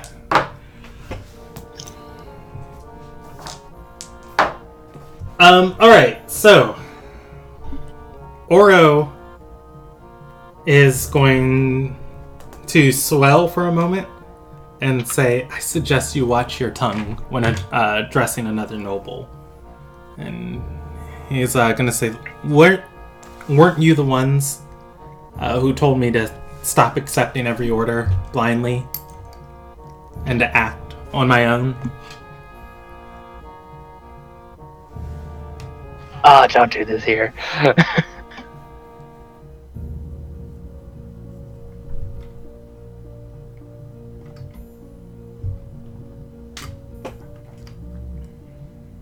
Sorry, they were checking my blood sugar, so it was a little low earlier when they checked it. Don't die!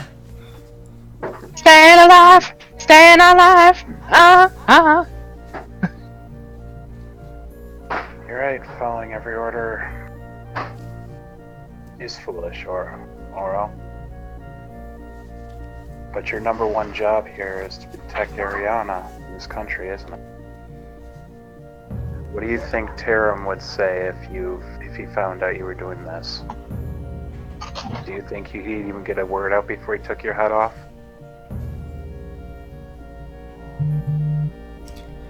Oro is going to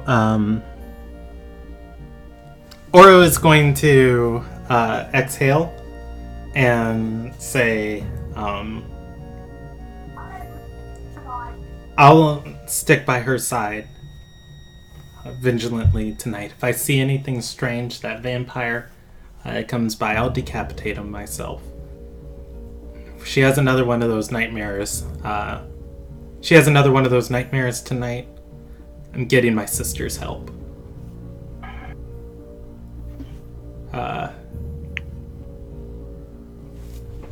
Oro is going to look at you, stone face, and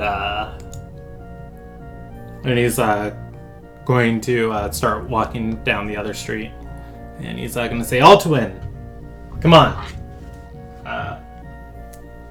The man is going to nod to you and say, is Celebrus technically a lord anymore?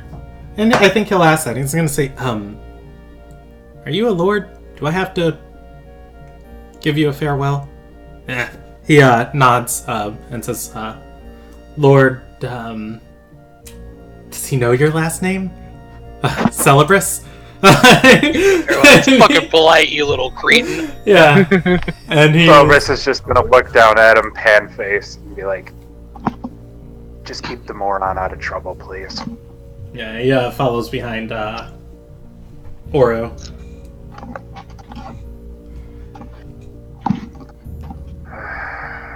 Alright. Kid is foolhardy, but he's gonna get himself killed one of these days. Alright, where to now? Yeah, give me a direction, and then I'll go through everybody's next round actions. I guess I would start heading back to generally the area we were when this all started, because that's the last place I saw anyone. I wouldn't have much inkling of where anyone else would be at this point. Okay.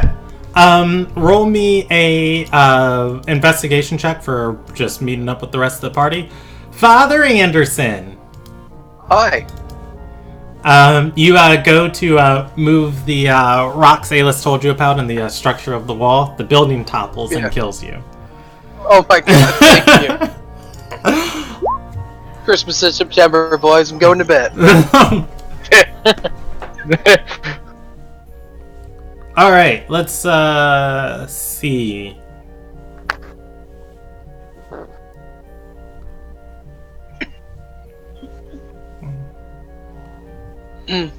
Also, I don't care if anybody sees me. One, I have Dumont with me. Two, whatever. They already think I'm... They can put me in double jail. They already gave me a life sentence. What are they going to give me? 2 life sentences? You joke, there are people out there that have like 6 consecutive life sentences. So. I know, and I still think it's stupid because, you know, there's only one of them. Alright. Well, I mean, it helps pertain to, like, parole and stuff, too, so... Yeah. Yeah, but, like, what are you going to do? If he has a kid, you're going to arrest his kid, too? Yeah, sure. Heading to this stash, you are going to find another spell component pouch, another spell book, and on it you are also going, you are also going to find a belt that has several gems inset on it, and the leather of the belt is etched, inscribed, burned. I think you burned in such a way that it looks like large artistic swaths of fur on it, wrapping around in a circle. That would be etched. Etched. Yeah, we'll go with that. So, a spell component pouch?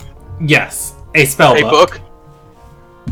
And a belt. And a fancy, and one dope-ass looking belt that is bedazzled and etched with wolf marking. So. Alright. Where's Father A head from here? The diviner's office. Okay. I got a belt to identify. And Celebrus heads back inside. Okay, yeah, we'll handle Father A then too, because you're the next up on the list. Alright, so Rael is casting Homunculus. The door is kicked in, and it is... I just politely open the door. It is Father A. It is Father A who breaks the doors. I am the one who knocks. Yeah. Dumont, Father A, and Rael are all together. Whoa. If Ryle's mid spell, he'll just glance at them and keep casting. I'll begin ritual casting Identify on this sick belt. Because my demon girlfriend gave it to me, and I don't trust putting it on without doing that first. That's fair. We laugh, but this is a legitimate thing. For all I know, it's cursed, and the minute I attune to it, I'll just turn to stone. No, the moment you attune to it, you become the one that is pregnant with the archdevil child. I mean, like, it'll turn Father A to stone, just not the type of stone he wants. Rob, Or maybe... Yeah. roll me 3. Intelligence check, right? Roll me 3 D4s. 3. Oh god, why? It did hurt me. You're fine. 3 It was- D4s? Mhm. It was cursed. 7. So is it psychic, force, acid damage? Alright, no. When you identify the belt, you are going to see... Oh god.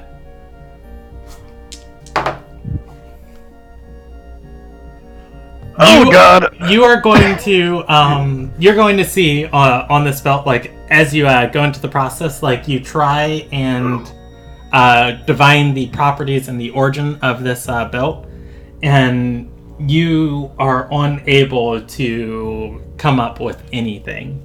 However, the properties of the belt do ring inside of your mind. You can roll the history check to remember the properties. You cannot remember the history. Or you are not able to view the history of this belt. Alright. Damn it, Arnold! I had to think of, like, where its origin was from, and I was like, oh yeah, okay, well, wait. That person definitely would not let any divination happen on her. Damn it, Anna!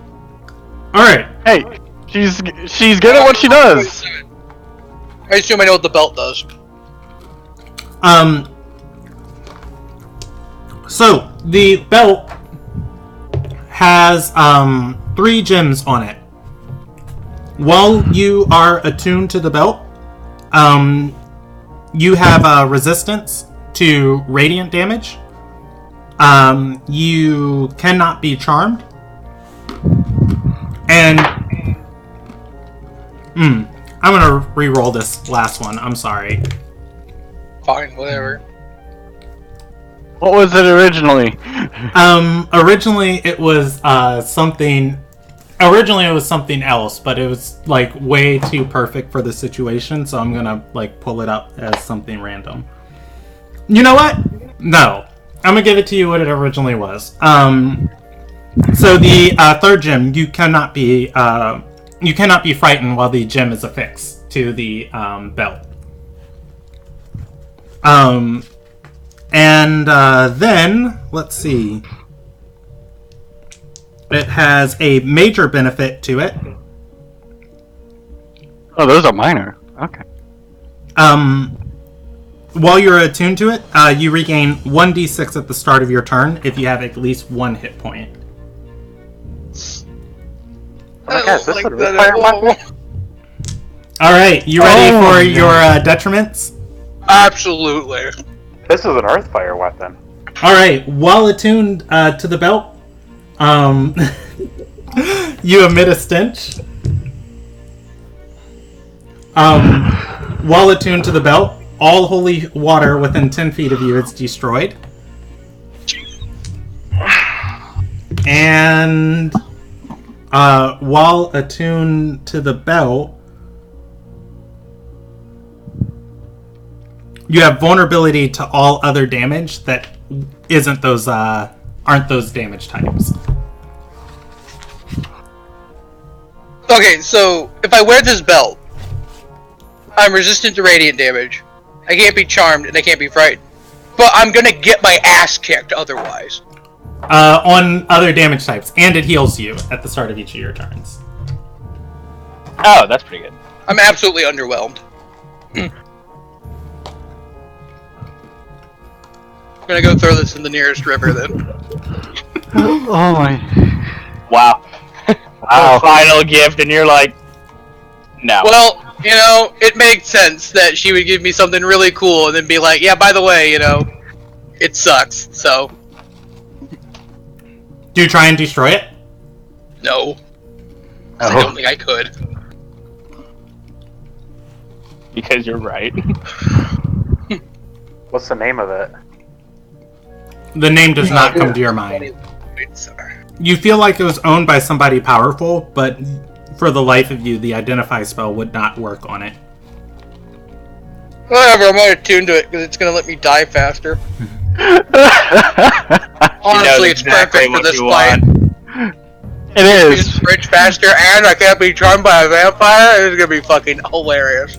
You can't be frightened by a vampire whose main ability is to frighten you. Oh yeah, no, I'm tuning this bad boy. I just gotta figure out if I gotta drop something. I don't remember all the things I have. I don't have to attune to the dagger. I did have to. Oh no, I do have to drop something. Was the sickle an attunement item? Yep, you have to attune to the sickle. And Celebrus is wait, Celebrus, Anthony, did you tune to the sickle? I mean, not yet. I mean, you don't need an item on you to break your attunement to it. Well, it was more like if he had already done it, I feel like that would have broken it. So it's like, oh, okay. Well, then I guess I'm not attuning to my sickle. I was just trying to state that just that way to help you out with the decision, Rob. I need that sickle though for the fight I'm about to get into. That's true, but Celebrus is... I've already gifted it to Celebrus, so I'm tuning to this belt, and I'm no longer going to be attuned to my sickle. But I was going to give you back the sickle for this fight. Doesn't matter. My demon girlfriend has given me a gracious gift to get me closer to the goddamn bridge. I love how this is actually how you're seeing. Hey, it's true though. It sucks. Wait. Oh my god, babe, I love you. Puts it on. Oh, I feel so much more mortal now. Meanwhile, you can't attack. Oh, actually, before I started tuning to this, I'm gonna ask if there's any holy water in here. Yeah, as a I would like to go to the holy water storage room. as a reagent, Anayan is going to look up from her studies and say, we have a supply of it in the basin over by the center office. Just like not paying you attention. You're not in a minute. I was about to say, like, right, as long as I'm within 10 feet of it, like, it's not just some, like, right, like, it's a consistent problem. Yes. God, that's so weird. I mean, considering, you know, who it was. Yeah. That part of it was probably very deliberate. Well, anyways, I guess I will be either away from that basin, Okay. or Please tell possibly me out of they the put the basin room by as I the door. attune to this. I want the basin to be by the door so he doesn't walk by. So I can't get out of this room now without completely destroying a basin. Honestly, holy water's not that expensive. We can sacrifice a basin of holy water every time Father Anderson walks in. We need to bathe you in holy water. Let me just unattune to my Wait a belt real second. quick. Wait. Shit, this could be a problem. So, anyways, Yeah. well, I can read stuff, right? While I'm like during the attuning process. Do I have to be like razor focused, or is it like a short rest? Oh, you do have to meditate specifically on the item, like just holding it in front. No, of that's you. perfectly fine. I just wanted to double check. Oh, that actually could be an issue for me because some of my spells require holy water that I have. Don't stand near each other, or keep it in a bag of holding, or don't stand near each other. You know what? This is great. It's Alma repellent. Also, I want to point out, Well, the thing is, Alma doesn't know about it yet. Yeah. And Also, also, anyways, I'm attuning to the magic belt. don't own a. I'm gonna go do that in a place where I'm not gonna destroy their Do you fucking know who holy does? water. Oh, do you know who does? Oh, the bag of holding the person you insulted. I did not Anyways. insult. I did not insult you. I believe we covered what Rael's doing. What's next on the list? Or at least it wasn't intended to be an insult. Just ridiculing you. Okay. No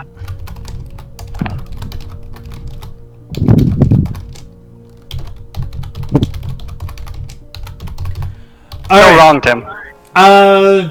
It was. And also, Rael, Celebus returns to the party. You are going to be able to.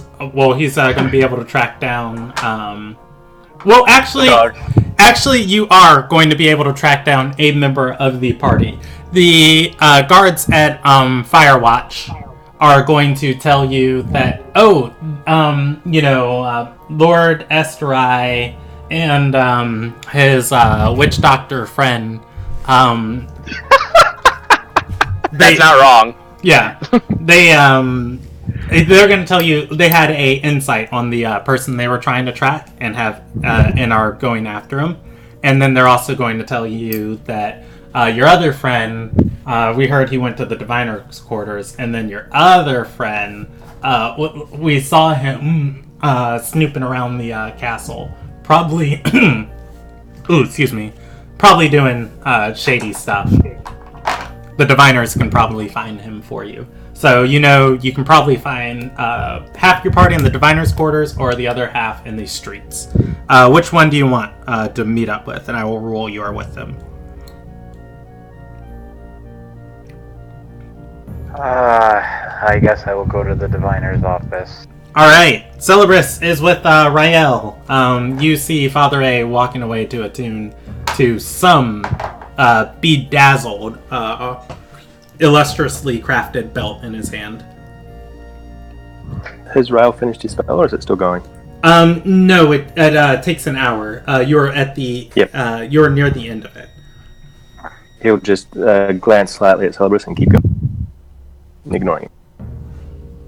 I acknowledge your existence, but I need to focus. What you got there, Anderson?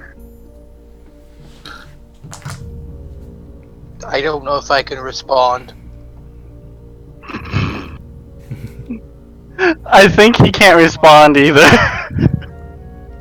It's not a matter of it's not like a matter of I don't know how to say this comfortably. It's I don't know if I can because don't know if I physically can. Oh, I might have misunderstood, Father Anderson. I assumed you were leaving the Diviner's quarters to find someplace to attune to the belt at. Were you just attuning to it in a corner in the Diviner's quarters?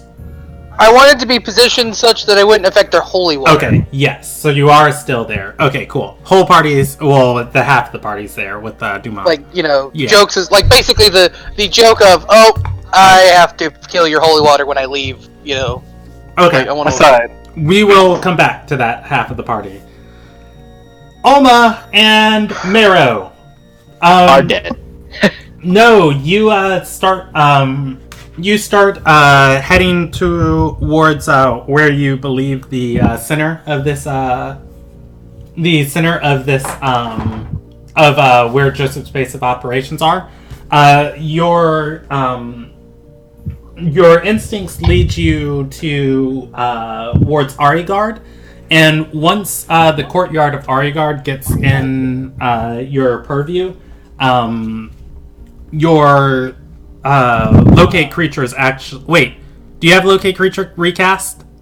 Meryl would have recast it on his way there after a moment. Your locate creature is going to ping on Joseph. You follow it to the Chantry of Discipline, although he is below it. He is going to, once it pings, he is going to stop a moment, take a slow sigh, and then say, tell the others to get towards the Chantry of Discipline. He's here.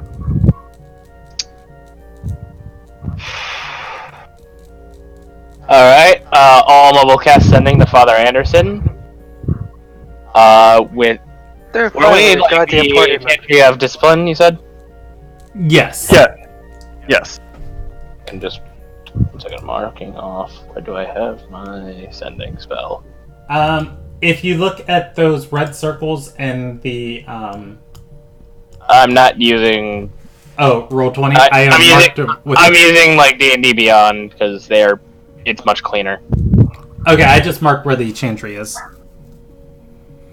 All right. I need to move my character sheet so I can see it. So, I will sending to Father Anderson. What you saying? We found Joseph. Come to the Chantry of Discipline. Would I have had my my short rest by this point? If I will roll. You could have completed it before you left the tower. You would not be able to take it while you're walking and tracking. Gotcha. You could finish it up at the tower and then leave. Yeah. If that's the case, I'm going to roll a hit die real quick. What, you don't like walking into a hard or deadly boss fight? Not at max HP? What are you, some type of nerd? 1, 2, 3, 4, 5, 6. I mean, I'm gonna walk in with full HP, but I'm gonna be vulnerable to literally every damage done to me tonight. So. Hey, I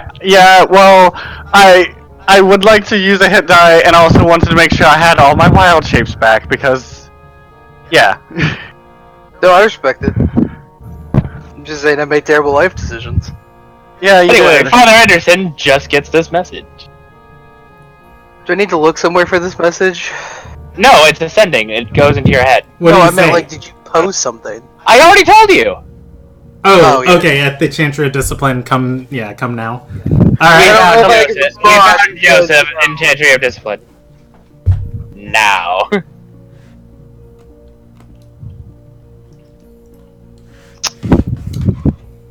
I'm gonna finish my attunement. okay. Rael's spell is going to finish. You can start casting, or start transcribing the I forgot the name of it. Teleport into your spellbook. Father A is sitting on the floor, meditating on a belt he just found. Celebris is there waiting with you. Let's actually, before we jump back to you guys, let's go with Meru and Alma. What do you guys want to do? I mean, I'm waiting for the others. I'm waiting for the others while focusing on the locate creature. Boy. I don't know. Oh, goodness, Bandiatumba. I don't know. Don't be a hero. I'm not gonna be a hero yet. Because it's gonna be a tough fight. Now is going to remain focused on the locate creature. Okay. And try and be quiet. So where you're at now, I've described the Chantry of Discipline before. It is that series of towers built around that huge statue of Soyesa, and the marble stairs leading up to the North Nex entrance, into that grand central circular tower. Right now, I'm rolling. You guys are on the stone stairs. Leading into the tower, watching people as they walk around you, going in and out of this massive temple. Yeah, I'm gonna make sure that Joseph stays within range of my locate creature, but far enough that he wouldn't really notice me, Alma, or I while we are within range.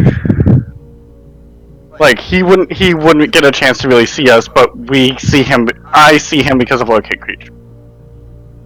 If that makes sense.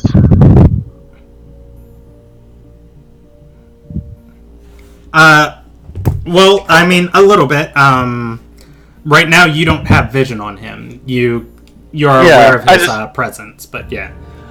Yeah, that's what I meant. Like, we don't see each other, but I'm keep making sure that, like, if I notice him starting to move to another location, I'll kind of Okay, move with. he is below the chantry, and again, I am rolling. You guys are on the stairs leading in and out of this place. Behind you is a courtyard. On the other side of the courtyard sits the chantry of Concordance. Or on the other side of the town square sits the chantry of Concordance. Arigard is a very populated area of town with lots of people moving in and out of it. How long do you wait on these stairs? Because I'm assuming the party's waiting for, another 40 minutes. It's like, honestly, I thought the moment like 10 minutes, like, honestly, I thought the moment I mentioned Joseph, like, Father Anderson would come running like a hound. I'm honestly really surprised. I'm attuning to a goddamn item right now. What's more important? Expediency or making sure I don't survive this encounter? Expediency. We have different priorities. Mero doesn't want to be the hero, but at the same time, he doesn't want to get a chance for this motherfucker to get away. You know what? I'm gonna try Rael. And Alma will send the same sending. Okay. Rael is going to get one while he's working on his teleport spell. Oh, what's this one say?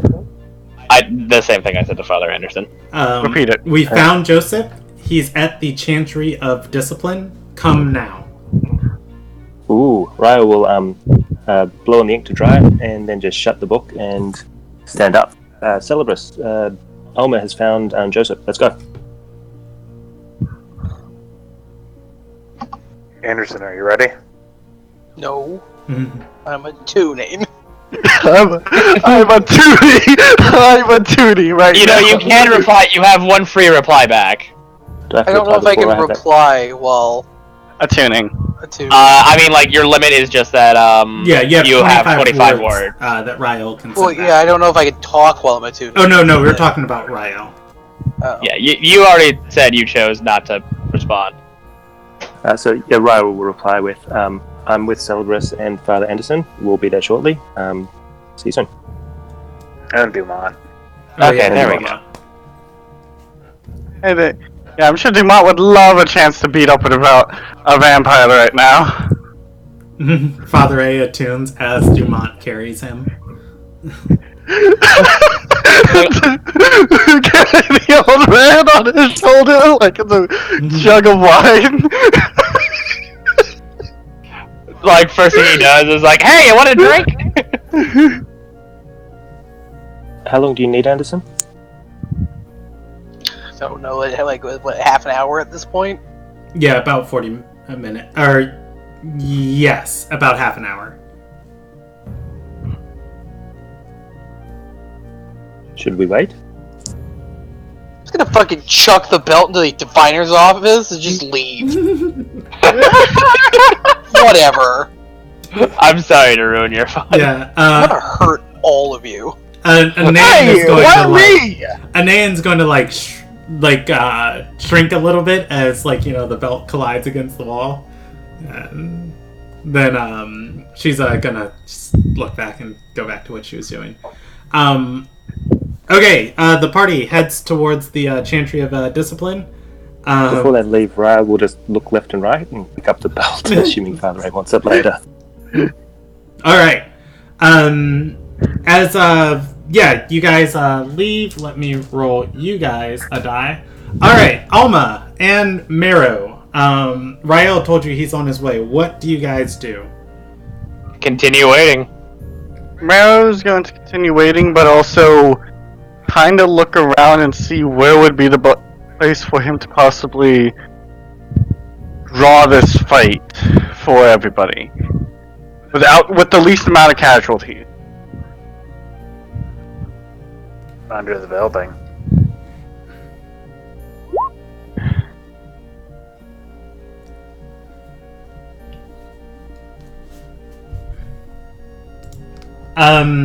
Looking around in the town square, Yeah, just kind of... Yeah, I mean, if you have the fight here in Arigar, like, there are going to be bystanders. There's some alleyways where the chantries press... against other buildings, maybe? Okay. But yeah, it's going to be about your best bet. Yeah, no, that's all Marrow's gonna really do is kind of scout the area as best as he can without getting too close to Joseph, and kind of, getting a lay of the battlefield before he actually fights. Alright. Does that make sense? At the 40-minute mark of your spell, it stops alerting you to Joseph's presence. You have not seen him come in or out of the chantry. That said, though, the party is also going to arrive. Guys, took too long. Did you grab my belt, right, Rael? Yeah. I'm gonna take it and I'm gonna smack Marrow with it.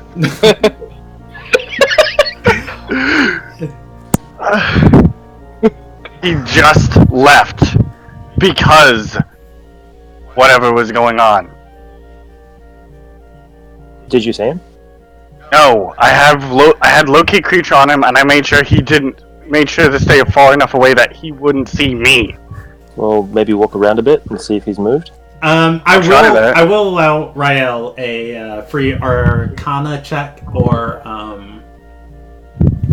Insight check, either or. Not investigation?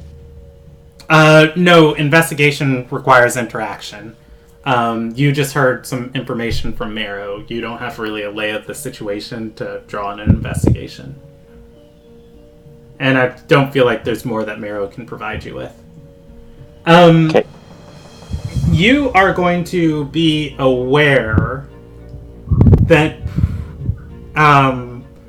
just looking at this place, if he's here, holy fudge, why is an undead person in, the chantry that specifically hunts undead? Like, this is the most dangerous place in the world for him to be. Then you're also going to kind of put together, wait, there are magics that can... I'm getting some feedback from Anthony. I'm going to turn you down for a second. Sorry. You're fine. I just turned you to 19%. I'll turn you back up in a minute. Alright, Rael, you are also going to put together that there is magic that can conceal you from divination magic. So probably if he's moving about in any sort of way, he could potentially use that. It may not be that Marrow lost him, it may be that he concealed himself. Either so or. It could be cool. So Ryan will say it could be he concealed himself. Maybe he teleported somewhere. Maybe he moved out of range. Where here did you say he was? Underneath the tower. Right? So Is that where? underground. It's possible he's gone far enough that you don't reach. Okay, I would. Bugging torque. But was he moving at all on my pinging? Yeah, he was moving around occasionally, not much. Locate creature just tells you the direction to it. Was he moving down at all?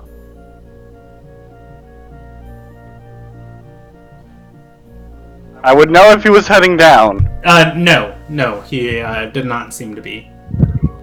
It seemed to me more so. Was it more so that he was waiting for somebody, kind of like pacing? You're not sure. He was waiting around, not moving around very much. Oh, I don't know. Maybe let's go in and you can take us to his most recent location. That was not a joke. That was I going in and bugging torque. You've wasted my time. I'm going to get it back. Alright, you guys head inside. Looking for the Cinder Inquisition's chambers. Father A is aware of them. Heading into the eastern tower, there is a secret corridor that leads down a staircase into where the Cinder Inquisition's offices reside. I mean, you've only been here, what, 3 times? The door is actually jammed shut. And I was going to start heading towards the location that was pinged with where Joseph was. I mean, you know the direction of it. You don't know the location. Can I try to make a survival check? The floor is stone. Be an athletics check to just try and knock this door in. No. Yeah, it's a trap door that you believe leads, or that appears to lead towards a supply cellar. You can try and break it. You can try and pick the lock. If you have thieves' tool. I'm gonna go with that instead. Yeah, if you have knock, you can try and use that. Give me a thieves' tool. Pick again or check against. Do you still have your thieves' tool? Thieves' tools? They didn't confiscate those. I thought you gave them to Watson. I gave her a pick. I didn't give her the whole set. Cool. Give me a check with thieves' tools. I gave you one. It's a 20. I'm not rolled down. Cool. 20 is going to beat the check. You're going to put your pick in here and feel like whatever is keeping this thing shut. Take it out and instead slide like a little metal slab into it. Jam it against it once, twice, 3 times, and you're going to feel the latch open. You open the door and head down. There are not any torches lit down here. It is... Solvers, safe! Your safe isn't attuned, remember? Well, yeah, it still gives off dim light. If Celebris pulls it out... Oh, let me turn him back up. I got him. Actually, that's another valid question. Did I have to break the attunement before even starting the other attunement process? No, I'll say no. Cool. Thank you. So, Celebris... I was going to ask if I could switch it to my helm anyway, because I realized that for battle purposes, who cares about a helm if coming off comprehend languages? Celebris, if you hand the scythe to Father A, or just pull it out, you guys are going to be able to see down here. Rael can obviously see through these chambers. Can as well. Yeah. Maybe I should look ahead a bit first before lighting it up. Guess I'll tuck it in my tunic and then motion. Cool. Raya will stealth and pull up his cloak of Elvenkind and go forward a little bit. Alright. Let's see if I have a dungeon page, even though I didn't really plan for this to be much of a crawl. You're going to go down this hallway, leaning back westward. There are several doors on the north side of the hallway. I'll just explain it to you, and if you need a place to draw it out, I'll make a new page for us, because I don't want to go on archive the dungeon page. Whoops. There are several doors on the western, or on the northern side. There are 3 in total, and a large set of steel doors far west.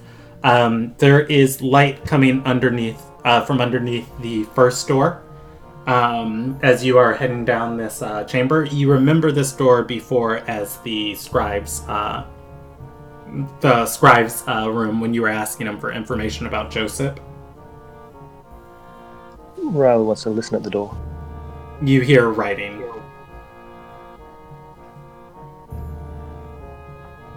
Raoul will go back to the others and bring them along. Okay. I'll just say, found the scribe's door. Sounds like he's in there. Nothing untoward, I see.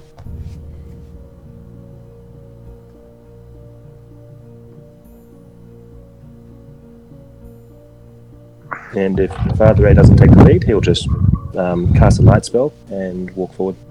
All right. I wasn't taking the lead, but I guess you didn't see anything. The next door is what you believed was Torque's office. The door itself is shut. There is no light coming from underneath the frame.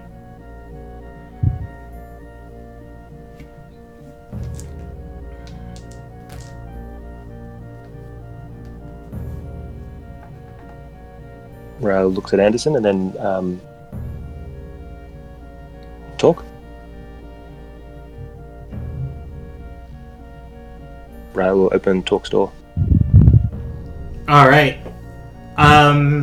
Looking inside of the office, it definitely looks like there was some sort of a fight here. Everything is broken, although Torque might have did that himself. Who knows? Yeah, he's a big oaf, so. Yeah. Bookshelves and inkwells and everything else, though, are all broken in here. The door has damage on it. You can see that it looks like it was repaired. I believe I witnessed that damage. So. Yeah, you guys hear a door opening. The rest of the party following is going to see the scribe opening his door and looking at you guys in the hallway. He has a candle lit.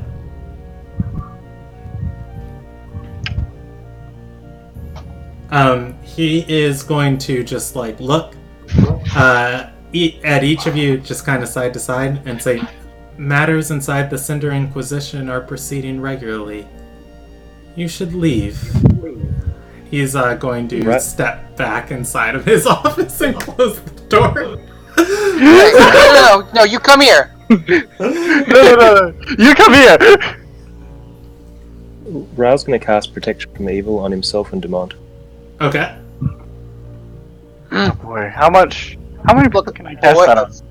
Are we gonna bother him? Do we care about him? I have thought about murdering him. It sounds like Joseph's got to him. Well, Joseph apparently didn't have him want to attack us, but I guess he lives. We're moving on. Marrow is going... How long does Protection Against Good and Evil last? 10 minutes. And is it a concentration? Yes, it fucking is. Damn it! Marrow's not gonna cast it yet. Moving on. Should we go through that door? It seems like he... Alright, the third door. Or I guess... Well, it's just an office, right? Like... You guys have never been this far in here. You've only ever talked to Torque. I mean... Fine, you know what? I'm gonna open the door. It's a damn scribe. Wait, you're opening the scribe's door, or... Yeah. Okay. Well, that's what I was thinking. It's like, did I know... Like, do I not know what the scribe's office looks like? Oh, hold on. Let me... I'm going... If you see where we're at on this page, scroll down to the bottom right-hand corner. I am going to draw what you guys see. Boom, boom, boom. Wall... Do...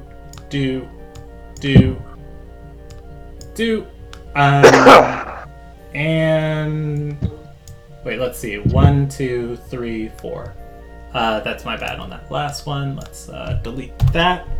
And everything that is green is a wall, and everything that is purple is a door. And then there are 2 large steel doors there. You guys have opened...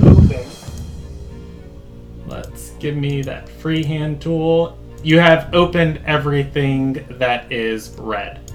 And Celebrus, or rather whoever's bringing up the flank of the party, saw into the scribe's doors. The scribe walked out of what I will designate as blue.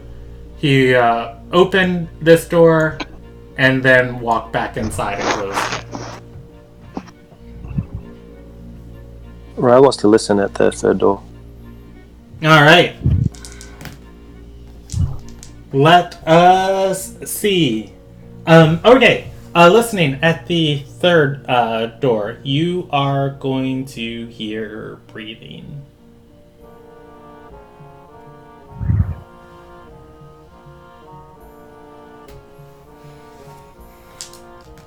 He'll motion for Celebrus and Anderson to come up. I come up. Party, who wants to roll me a d20? I'll roll a d20. Oh, okay. All right. I feel unlucky. I rolled a 3 on a D100, so.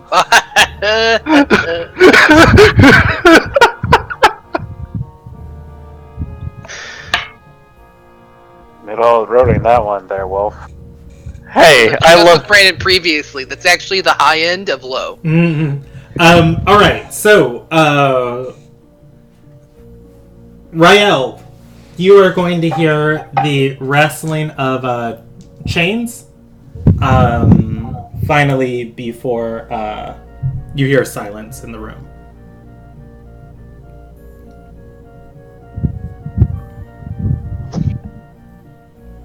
I'm Well, I was gonna gonna- pop off a divine sense. You cannot sense things behind total cover. That's true. Never mind. Ra's going to open the door, check to see if it's locked, and yeah, open it. Wait, I think I have a thing for this. All right. I need to look at my things. Rael is opening the door. As you open the door, Wait, no, before you do that, I do have Eyes of the Grave, which I think does go through cover. I'm reading one right now. I am gonna rule Nope. you do have to know your feats beforehand, and that. Well, no, I just finished reading it. No, it doesn't go through cover. Never mind. All right, Rael is going to open the door. There is a attack roll at Rael. A 20 versus your AC. You hear the rattling of chains as they swing towards your face. Yeah, 20 will hit. All right. Actually, yeah, no, 20 hits. Or actually, you know what? I will let you instead contest it as a athletics check. That's instead going to be a 24. It is a contested athletics check. Chains swing towards you. They are purposely swung in a way that it looks like it's about to wrap around your arm. You can contest it with an athletics check to bat the chains away, or a acrobatics check to try and dodge out of the way. They are wrapped around your arm. You are affected by the... Are you proficient in acrobatics? Nope. Yeah. Okay. You are I affected just by making sure the you roll a deck save. So. grapple condition. Force move... Well, Wait, I'm gonna rush in at that, by the way. Okay. Roll me initiative for Father Anderson. Force movement pulls Rael into the room. Yeah, going in after him. Okay, roll me initiative for Celebrus, and we'll do this as cinematic. Rael, you are pulled into the room. If you want, I will let you roll initiative, but I will also describe to you what you see. You see a Hagrid half-orc. He has no armor on, and he has a pair of burlap trousers. His arms are manacled, and the chains that are attached to you are attached to him. He has wrapped them around you and pulled you into the room. With one set of chains, he's tugging on you. The other set, he is spinning around like a weapon. He moves to make his second attack on you, and he's going to miss regardless. That's ooh, excuse me. That's a 10 versus your AC. Does that hit? No. All right. You're telling me you don't have a 0 in dexterity? I was gonna say negative. All right. That is his turn. You recognize Torque. He does not seem completely like himself. He looks at the rest of the party members stepping into the room, and he is going to roll initiative against them. His initiative is an 18. Rael has 16. Why did Celebrus roll with advantage? I didn't mean to. Okay. I'm using my phone right now, so He has it rolled like twice. He has one initiative. He is going to move to restrain Rael with the chains, and he is going to say, "He's in your head! Damn, he's in your head!" Or wait, is this another one of those nightmares? Are you a nightmare? And he's gonna roll a... I'll let the party roll it. Somebody roll me a die. Any die. Evens he attacks, odds he doesn't. Let's see. Evens, he attacks. He is thinking to restrain Rael, thinking he might be afflicted by nightmares. But he sees Father A, and this is his own nightmare. He's going to say, "He's back in my head!" And he's going to pull the chains around Rael's neck. He makes 2 attack rolls at you, using the chains as an improvised weapon. They're going to deal damage as a whip. And he is out of spell slots to smite. He deals 8 points of damage to you, and he misses his second attack. Oh lord, I think I want. I know. What is the initiative order? Oh, I'm sorry. That was at 18 initiative. Next is Rael at 16. You are being damage choked by Torque. The chains it's sloppy in a way that you have your hand and arm there. It hurts, but you can still breathe. You can cast spells too. Rael's just going to misty step back into the doorway out of the chains. All right, you are no longer affected by the grapple condition. What? Damn nightmare! All right, that's Rael's bonus action. You have a standard action. He'll just hold the firebolt and look around and see if anyone else comes down the hallway, and he'll leave talk to the fellas in there. All right. That Mero is going 16. Hold on, let's see. It is. Did Mero roll initiative? I will let you act on initiative, but you will act on wherever you roll. So you're going to be at a 9. Yeah, I have advantage on it. Yes. Yes. All right. So that was the 18, the 16 of initiative, 13 or 14. Father A is next. Torque is swinging his chains, eyeballing you. Torque, I ain't no damn nightmare, you stupid half-orc zealot. Roll me a persuasion check with advantage.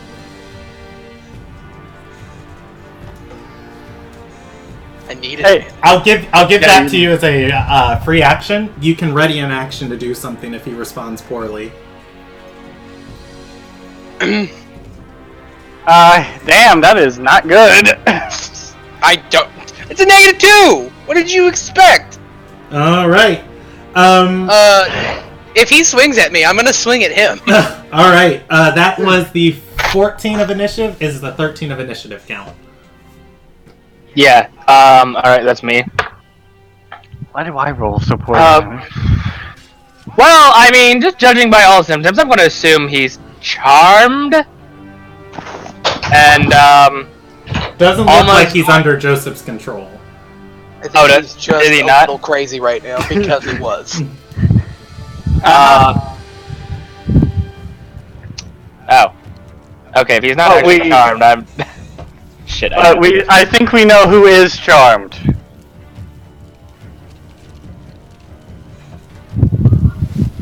Alright, you can hold your action if you want. You can hold your action until after he responds. I'm just gonna wait to see what happens, so I'm just gonna hold my action until... Okay, if you ready an action, you keep your same place in initiative. If you hold, your initiative order will be moved to wherever you take your... No, I'm holding. Okay, cool. That is the 13 count. It is now the 9 count. It is Mero's turn. Father A and Torque are in a standoff with each other. Torque is recovering from attacking Rael. He has not had a chance to respond.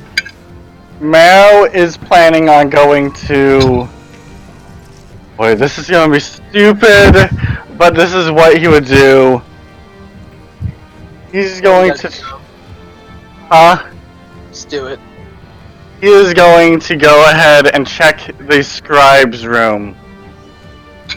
The scribe... Okay, cool. Opening the door of the scribe's room. The scribe is just going to say the same thing to you, and just look up and it's like, proceedings in the Cinder Inquisition are going accordingly. Is there anybody else in the room with him? No, it is not. There is not. He has a candle on his desk, and he is writing what looks to be reports, possibly. You're not completely sure. Okay. With a passive insight, passive 20 insight, I can tell he's probably charmed, right? Yes. Probably. Yeah, probably, and it's just like, okay, door number 1, door number 2, door number 1, he's not in there, I'm going to head to door number 4 then. Alright, that is going to take a dash action to get back down there. It is, we'll come back to you. Bottom of the initiative count, it is Celebris. Wait, I held my action. Well, yes, it's my you turn. move it wherever you want to take your action. What do you want to do? Well, I mean, if it's the end of the initiative order, then yeah, like, I'm going, because then initiative has to restart. Yeah, it's Celebris has his turn, and you have your turn. What do you want to do? Alright. Just at a complete loss, I'm going to cast Bless on Father Anderson. Okay, you can target 2 more. Oh. Who else is actively fighting at the moment? There's Celebris, and possibly Rael because he has ready to a fireball. Yeah, I'll do those two as well. So they have Bless, and that will be my turn. Alright, it is Celebris' turn. Alright. I'm going to rage, and I'm going to tackle him down to the ground. Alright, half orc against the big human barbarian. And he rolls a 3. He rolled a 2, a 4, and a 3 so far. So 5 is obviously next. Yeah, he is going Or to... 6. Yeah. He's going to go down. Well, no, he's not. He does not go down. If you... I will use my other attack to drop our boss both prone onto the ground. Yeah, okay, that's fair. Alright, he is grappled. Give me one more contested check for the shove attempt. Or I'll allow it in reverse. You can shove and then grapple. Either way. Okay, yeah, you're gonna beat him. He rolls a 24, and you beat him with the 28. He falls to the ground. He does not go down. He is grappled, and he is sparring with Celebris on the floor. Alright. Tired time, I'm going to be trying to shake and yell sense into him. Torque, we're not your enemies. Snap out of it.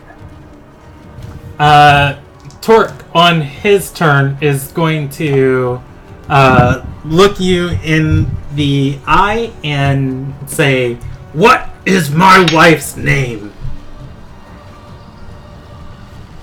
Do I know that? Do any of us know that? Would that be a history check? Yeah, I'll give you guys a history check for free. I'll do it with my inspiration. Screw it. Give myself I advantage on got it. 14. Like... An 8? Yeah, wait, what? Torque's married. You guys never heard anything about his wife.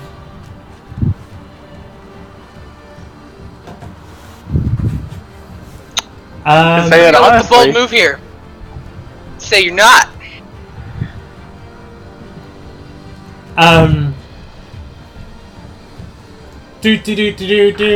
Alright, that's, I just on my turn. yeah, actually, since Celebris has him restrained, I'll allow this to, move out of initiative order.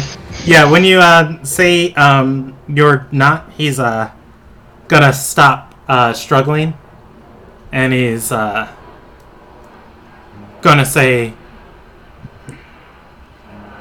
I am, but you damn fools don't know. These nightmares have been torturing me about it for the past few days. Yeah, tell me about it. He's, We're here to stop the nightmares, not stop the person causing them to work. On order of Celestial Magnate Ariana Bertolf, I have been tasked with murdering the bridge out of Joseph White. He's here, isn't he? He's going to nod and say, I can't leave, though. Why? He's going to look around and say, you don't see them? They're everywhere in the hallway. There's nobody in the hallway. You just think that now. He's going... Is he still resisting? No, he's not. Right, I'm gonna let him go. He's going to say, I sealed the inner chamber with my key. One of those damn things took it, though. As far as I know, the doors haven't unlocked. I've been chained here for 2 days. Just broke free of them earlier, but he shakes his head and says, I can't get out. What are you seeing, Torque? You know, as much as I love the pronoun game, actual information would be useful. Wait. He's going to raise his head and say, they're flames. They move, they dance, they attack. The whole hallway's How rough engulfed in up them. Will-O-Wisp? How roughed up does Torque look right now? Barely clinging to life. Like, Question, probably is he, with like, a couple playing? under 2 or 3 punches. So, like, just looking at Torque, it's like, flames, or, like, are these blue flames? This is a very important distinction. He's going to say, you never see them until right before they burn. I don't intend to give them the chance. They're smart. Oh, God, they're smart. I want to say that's a Will-O-Wisp, but I'm not 100% on that. He also might just be crazy. I'm Here's going to That's also Hearing- possible. We should come 5. We'll lay on keep an eye out. Can I make overhearing this Guys, conversation? guys. I think I Someone was talking. Got him. I was going to say, overhearing the conversation about Will-O-Wisp. Can I make a check to state if I could sense any of them, considering they are undead? No, I just made the assumption that they could be Will-O-Wisp. I have no. If you want to try and use your hunter sense to detect undead, you can. Again, it doesn't do anything behind total cover.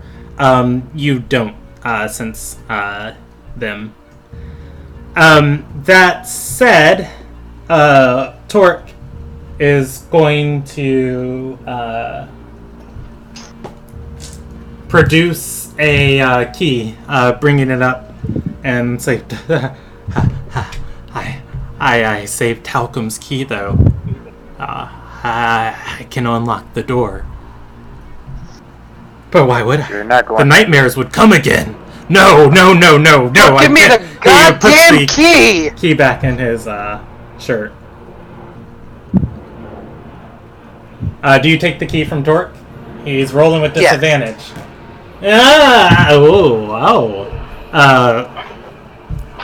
I don't know. I will make you roll a sleight of hand against this. As he puts a hand in your face and holds the key back. He has rolled a 14 on his sleight of hand check. I rolled a 13. Oh!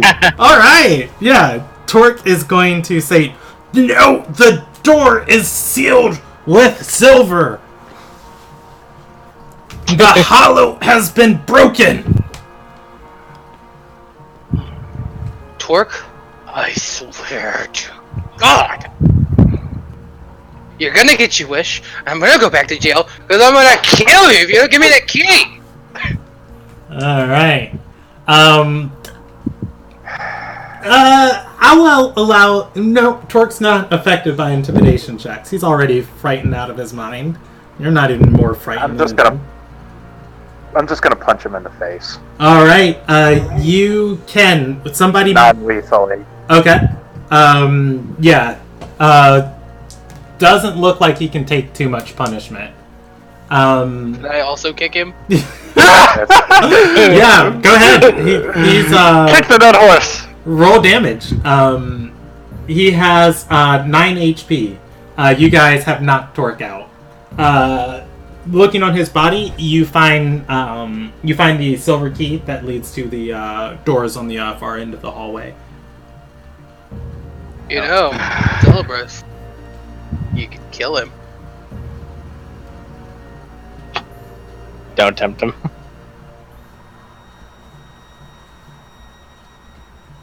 Kill Torque. He hasn't done anything wrong, he's just fulfilling order. Dutiful souls. Duty.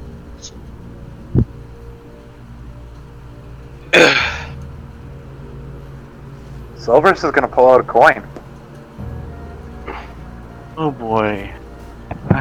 Odds, heads, evens, tails. All right. I'm gonna catch the coin.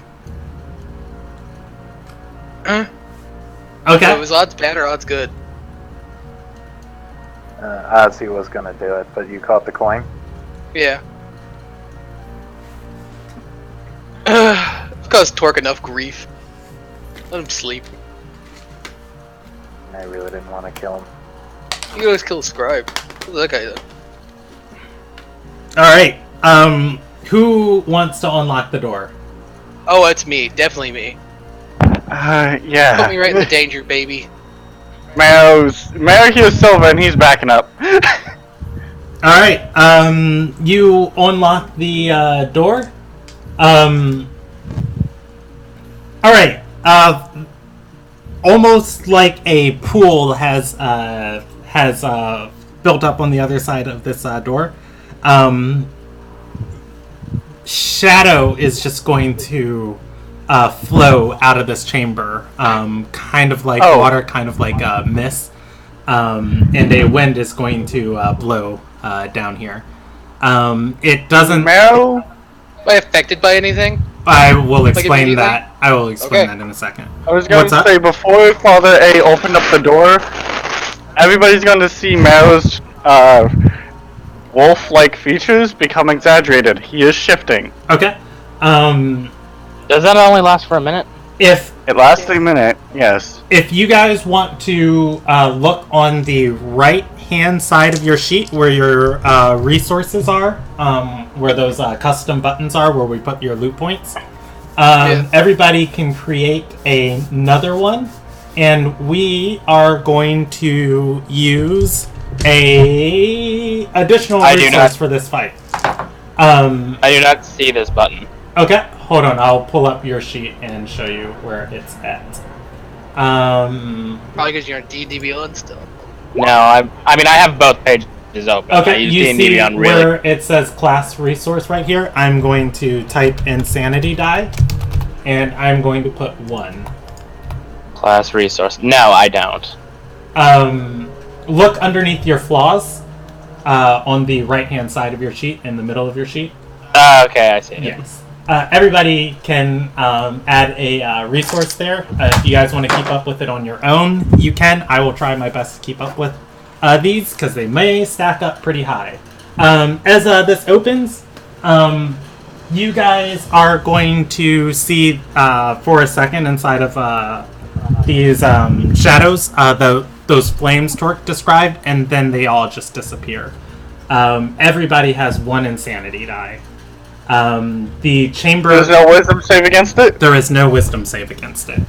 The chamber in front of you... the chamber in front of you is... oh! This is the inner part of the... the Cinder Inquisition. The chamber in front of you is a large 15-foot in diameter room. Offshoot from it are 3 separate passageways. You can see light coming down from the center one in the very, very far distance. There are the echoes of voices within the chamber.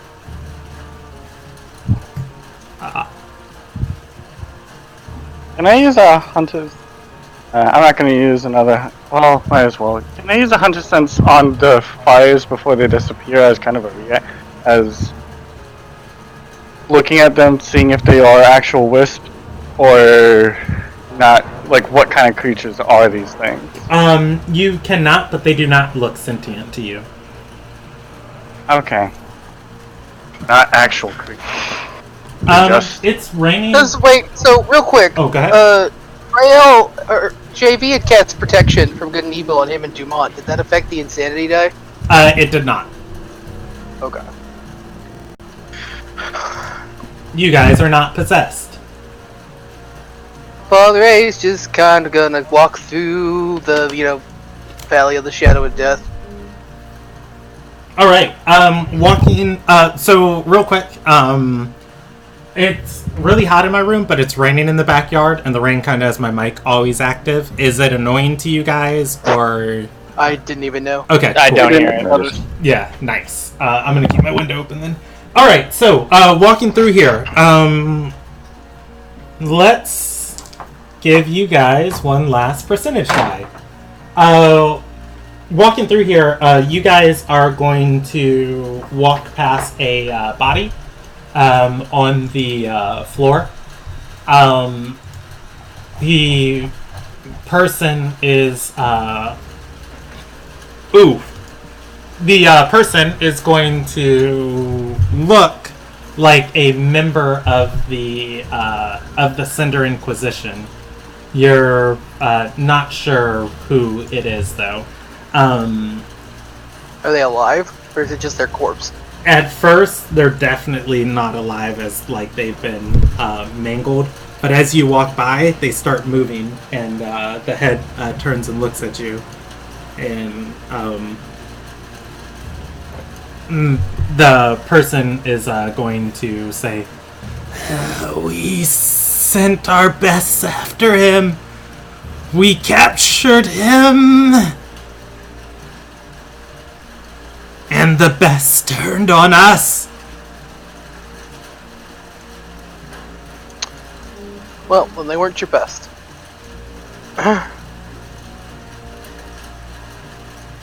The person is going to stand up. Very, very slowly. They are missing half of wherever their kidney and liver should be. I want to use Eyes stab in the him. Grave to make sure this is not an illusion. And it's actually an I'm undead. gonna sickle him. Yeah, it is definitely undead. As Father A's sickle connects with him. Roll me initiative. It has rolled a 5 on initiative. I rolled an 11. Alright. Natural 20! Anderson's initiating combat. Alright, Anderson, roll me damage. Do I even have to make the attack? Well, yeah, roll me an attack roll. Roll me damage. You are going to deal 12 points of damage to this creature. 6 of which is radiant, if that matters. I don't know if I showed this to you guys. I did not. That was my bad. Alright. You have hit them. Do you want to do anything else? I'm gonna hit them again. Alright, roll me an attack. Roll me damage. He took 15 this time. 15, 9 of which is 12, that's 27 points of damage. Alright. Wait, no, that's 30. Wait. No, it's 27. I math well. Are they still up? Well, it's funny. They have 27 HP, but since this one's undead, it rolls an undead fortitude die. It took radiant damage. Oh, no, it does not. Yeah, well, it doesn't matter. It rolled a 2 anyways. The person is going to crumple. And man, this is really picking up. I just am going to close my window. It crumples. If you guys want to talk for a second in this chamber, that was the only threat in here, but I will tell you guys what happens next. Really, I love that, because it feels really nonchalant how I just was like... And Father Egg, boom, boom. It's like, no, please. I was like, I'm just going to make sure that's not a I guess you didn't send your best. Stab. Alright. Mic drop. What do you guys want to do from here? You have 3 chambers in front of you. One has light, the other 2 are completely dark. Well, I guess it's the dark one, because... There's 2 dark. Queen. There's 2 dark. Too spoopy for me. 2 darks and 1 light. No, I thought you said 1 light and 1 dark. There's 1 light and 2 darks. Oh, my bad. I heard it correctly. So, Marrow's going I'm going to delete the drawing I have, and I will basically northwest, west, and southwest are the 3 passageways you guys can see. In Celebras. And the west passage is the one with light in it. Yeah. I need one of each of you to stand near one of the dark entrances and use your undead senses. Okay, I can only do it twice, 2 more times. And then I'm done for that. Well, no, actually, then I just need to take a short rest, but... I'll walk over to the door. One of the doors, dark doors, the southwestern one, the southern one. Okay. I'll just take whatever door he doesn't. And he's going to pull out the hilt of his sunblade, not activating it yet. Alright, use Eyes of the Grave. Is there anything within 60 feet? Doesn't want to produce light. Pop open I'm the holding door. out the stupid sickle like we're producing light. Okay, fair enough. I'm going to activate it then. Alma. Give me a wisdom saving throw. Same with Celebras. Wisdom saving throw? Yep. Baronies. I apologize. Alright. Oh, hey, didn't roll absolute shit for once. Cool. I did. I rolled a 9. Do you want my do you want my inspiration? If you want to get it. Yeah, I don't care. You want me to roll it again, Brandon, or take the second one? Roll a second time. And I'm gonna roll on advantage anyway.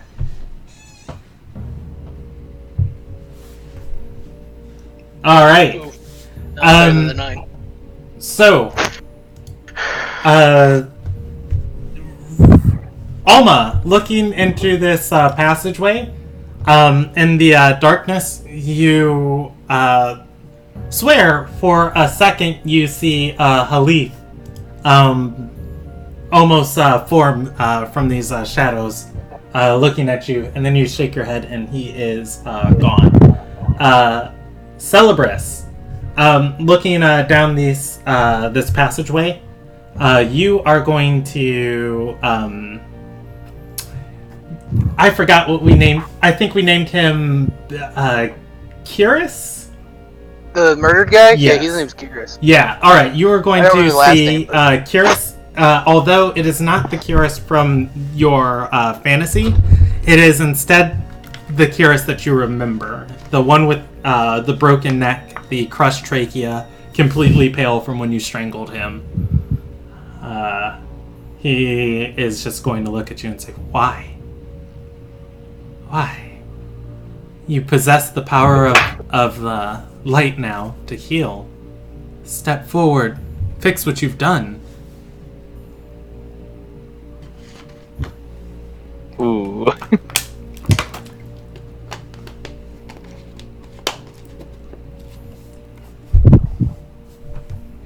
dumbness of mine. All right. You are able to wait. It's not a charm effect. You can also end a fighting effect. Charmed and or frightened. Okay, I will rule it as a fear effect. You do gain a insanity die though. That's fair. All right. Your undead senses do not proc on anything down the chamber. How far is your Eyes of the Grave for Alma? 60. 60? Okay, yeah. You're and does that go through total cover? No. Okay. Yeah, it does not proc on anything down there. Alright. Alright. Mao is going to look at Father A as kind of the... Do you want me to open up the door, or do you want to? There are no doors. These are corridors. No, the light door. The door with the light inside of it. I just remembered I had the less on me. I don't think it's going to help, though. Ryan wants to send his homunculus down the back corridor. Okay. Your homunculus, I believe it's got like an intelligence of like 7, right? 10 or something like that, I think. It is an intelligent creature. I will let you know, you are aware it can be affected by fear. Cool. Do you still want to... Is it gonna have a...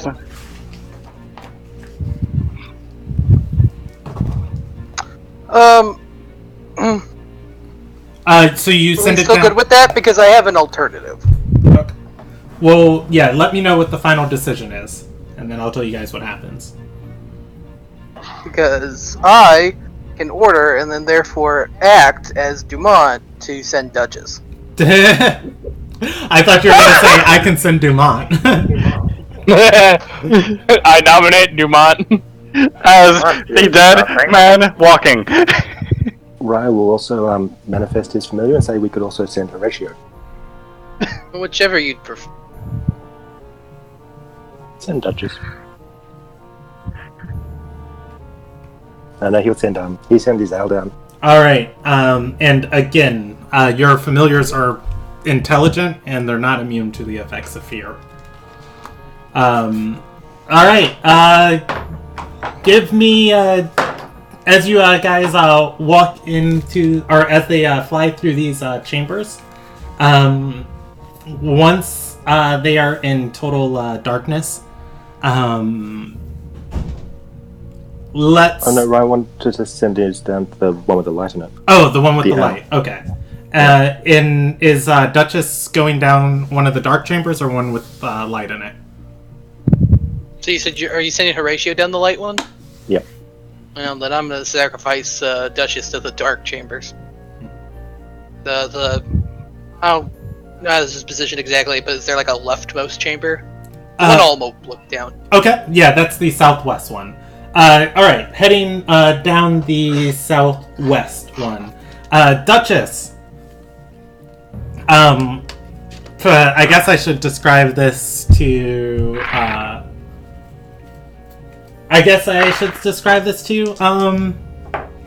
Dumont. Dumont is going to feel his connection with Duchess start to thin. I will roll Duchess a wisdom saving throw, just, to make things quick, and she's going to roll an 18. Duchess, once totally encapsulated in this darkness, is going to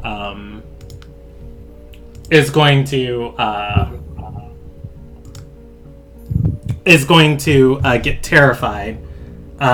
Dumont feels her fear and sees something behind her. It's almost like a panther leaping through the darkness. And let's see. That is going to hit, miss, and hit. Pretty sure Duchess is dead. Yeah, Duchess is going to take 25 6 points of damage, split between piercing, psychic, and slashing. If I'm pretty sure Duchess is dead. Most familiars have like 13 HP. I was about to say, like, Most familiars have less. It's like Yeah. I was like, it's about to say, like, I think her ratio there has like 4. D4 minus 1, I think. If it's an owl. Alright. so what? Yeah, unless it's like a druid familiar or it's a warlock familiar. They're generally like 10 or below. Yeah, Dumont is gonna go, Duchess! He loses connection to Duchess. Horatio, through the center chamber. For a second, Horatio is in darkness, not total darkness.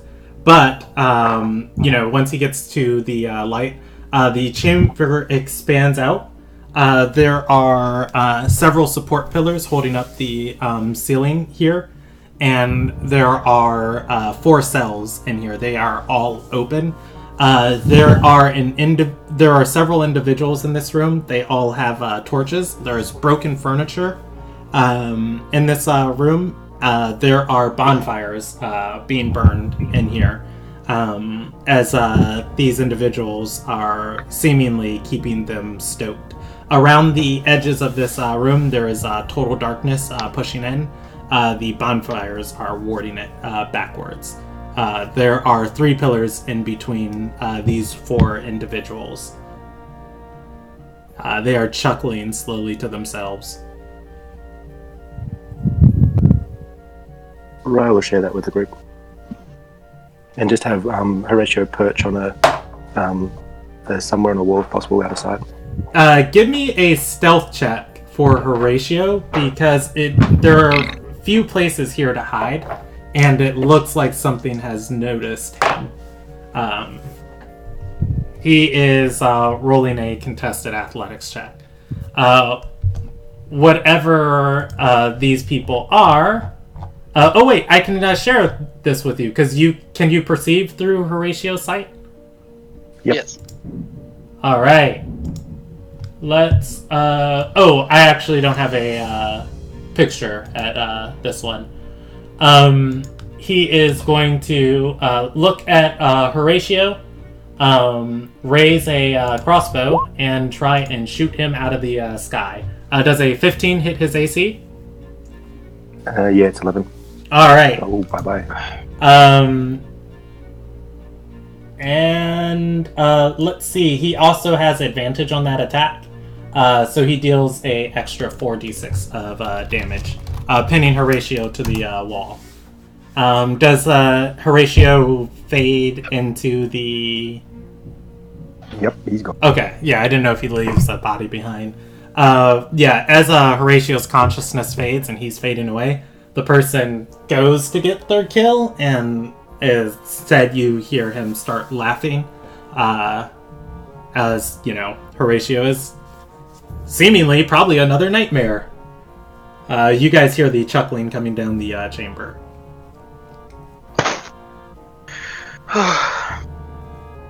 So about those people you needed to kill, did they have to be sane? Dutiful souls. My thing though is the fire. It looked like they were keeping the fires to keep the nightmares at bay. Well, this place is actually lit, so I'm curious if maybe we need to light torches. Our magic-infused light sources don't seem to be helping. Your sight is providing light.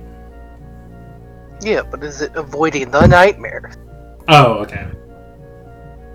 Yeah, that's the question. Fire might not be avoiding the nightmares, like, those guys could just be crazy. Yeah, or mine, considering mine's a sun blade. It produces sunlight. I say we go down the middle path. Going down the middle path, then. Alright. Take Ryle wants to pull up his cloak and hide on the way in.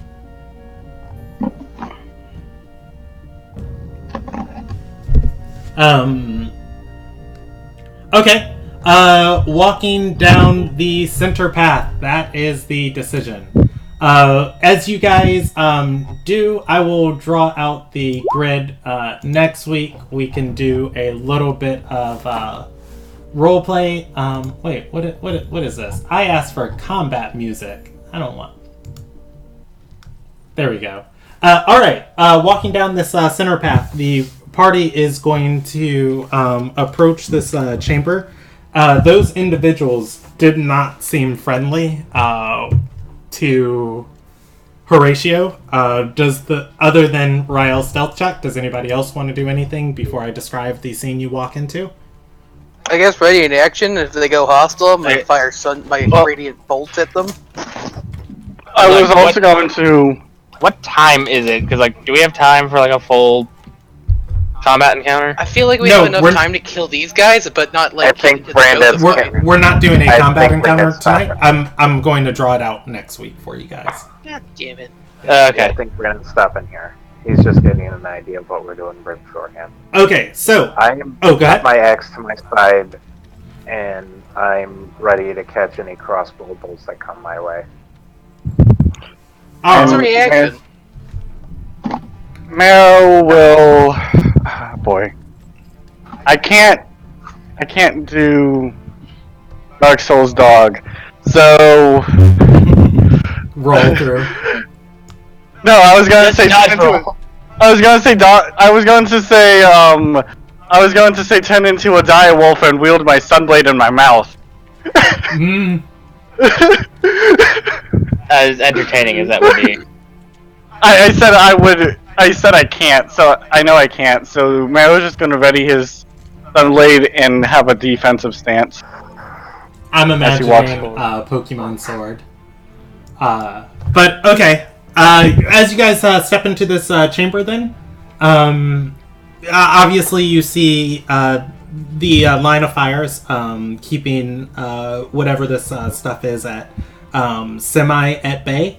There are you see 4 people, each one standing as a ward at one of these fires, and one of the people is oh, I'm sorry. There are 2 disciples there because there are not 4 different things I have. Anyways, one of the Inquisitors is going to stand up, grabbing his spear from next to the pile, and say, "Doesn't look like the fires are working anymore, boys. Come on! Today we join our brethren." Can I get a snazzy one-liner before we technically stop the session? You can. Celebrus said we're not nightmares.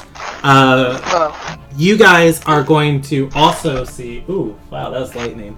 You guys are also going to see more of the Cinder Inquisition step out from the shadows, and they look... they don't look identical, but they look like fallen comrades, and they're going to say, "We're all nightmares." There are now a total of 8 enemies inside of the chamber.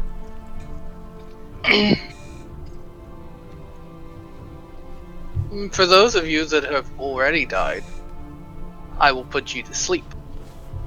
For those of you that haven't, courtesy of Eldora, I will send you to the bridge. Alright. And... Oh, that's the play, Anderson. Yeah. Might need that sight back.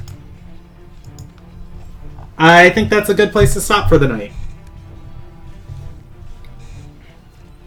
And we'll pick up there next session. Alright, you guys killed one thing worth 450 EXP for combat, so everybody gets 50 experience. Woo! No, I'm kidding. Let's see. where do we start with experience for tonight? Major events. You guys called off Oro from contacting Octavia. I don't know if I should give you experience for that. I will. I'll give you guys minor for that. Octavia's the antithesis to Joseph's powers, so it's kind of scary fighting him without her. Then, what else happened tonight? Oh, more bad news given to Ariana. I'll give you guys minor experience for that. Diviner's missing. Oh, Diviner's missing. Yeah, I'll give you guys a major experience for that, I guess. Yeah, Weston. Yep. That's why I'm giving you guys major for that. And then Celebris and Marrow did something. Marrow, you and Alma tracked down where Joseph has been making his headquarters out of. The place that hated him the most. Well, he was actually a member of this chantry.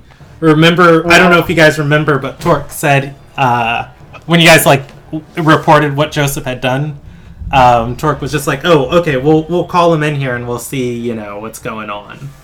Well, no, Torque was like, we need to fight him. I remember that. That would have really helped save Marrow some spell slots. Yeah, and the other guy was just like, it's his job to, be undercover in these circles. It's like, all right, we'll get him here and see what the bleep is going on with this dude. And it turns out it's like, no, I really traitor. Alright, there was something Celebris. Oh, I already did that, Oro. Okay, yeah, so that's gonna be 3,000, and then 1,500, 4,500 experience for tonight. I'll give you guys combat experience next time. 4,500? Yes. Rob? What? It is very weird trying to get you the story of this belt from this angle. Look, I'm just gonna have to say I should have never bought an artifact rumor, and I should have just bought stuff. I am so sorry, but Should have converted it to gold. I'm so sorry, That but way Clay will have something to inherit from me. I hope in a clutch moment the artifact kicks in and does something that on Rael's person where it's just like, oh cool, I'm glad I got this. It has more features that you could not. You should have left it in the Diviner's office. I should have thrown it out a window. Fucker. We definitely waited 40 minutes for me to get me more murder capable. But no. But yeah, no. Joseph's in a basement. You need to come now. All right. Okay. Your guys' next session is on the 21st of September. Can everybody make that, or do I need to reschedule? I should. That's fine. All right. I don't plan on being in the hospital that night. All right. It is going to be hopefully coming in and just doing. Was it 4,500? 4,500. Yes, it was. Oh, inspiration tonight to Marrow and Celebris. I already have inspiration. Damn. It was really good roleplay from both of you guys. Especially Marrow with the guards up there and Celebris with Oro. Oh, hold on. I have to add. Alright, thank you guys for playing.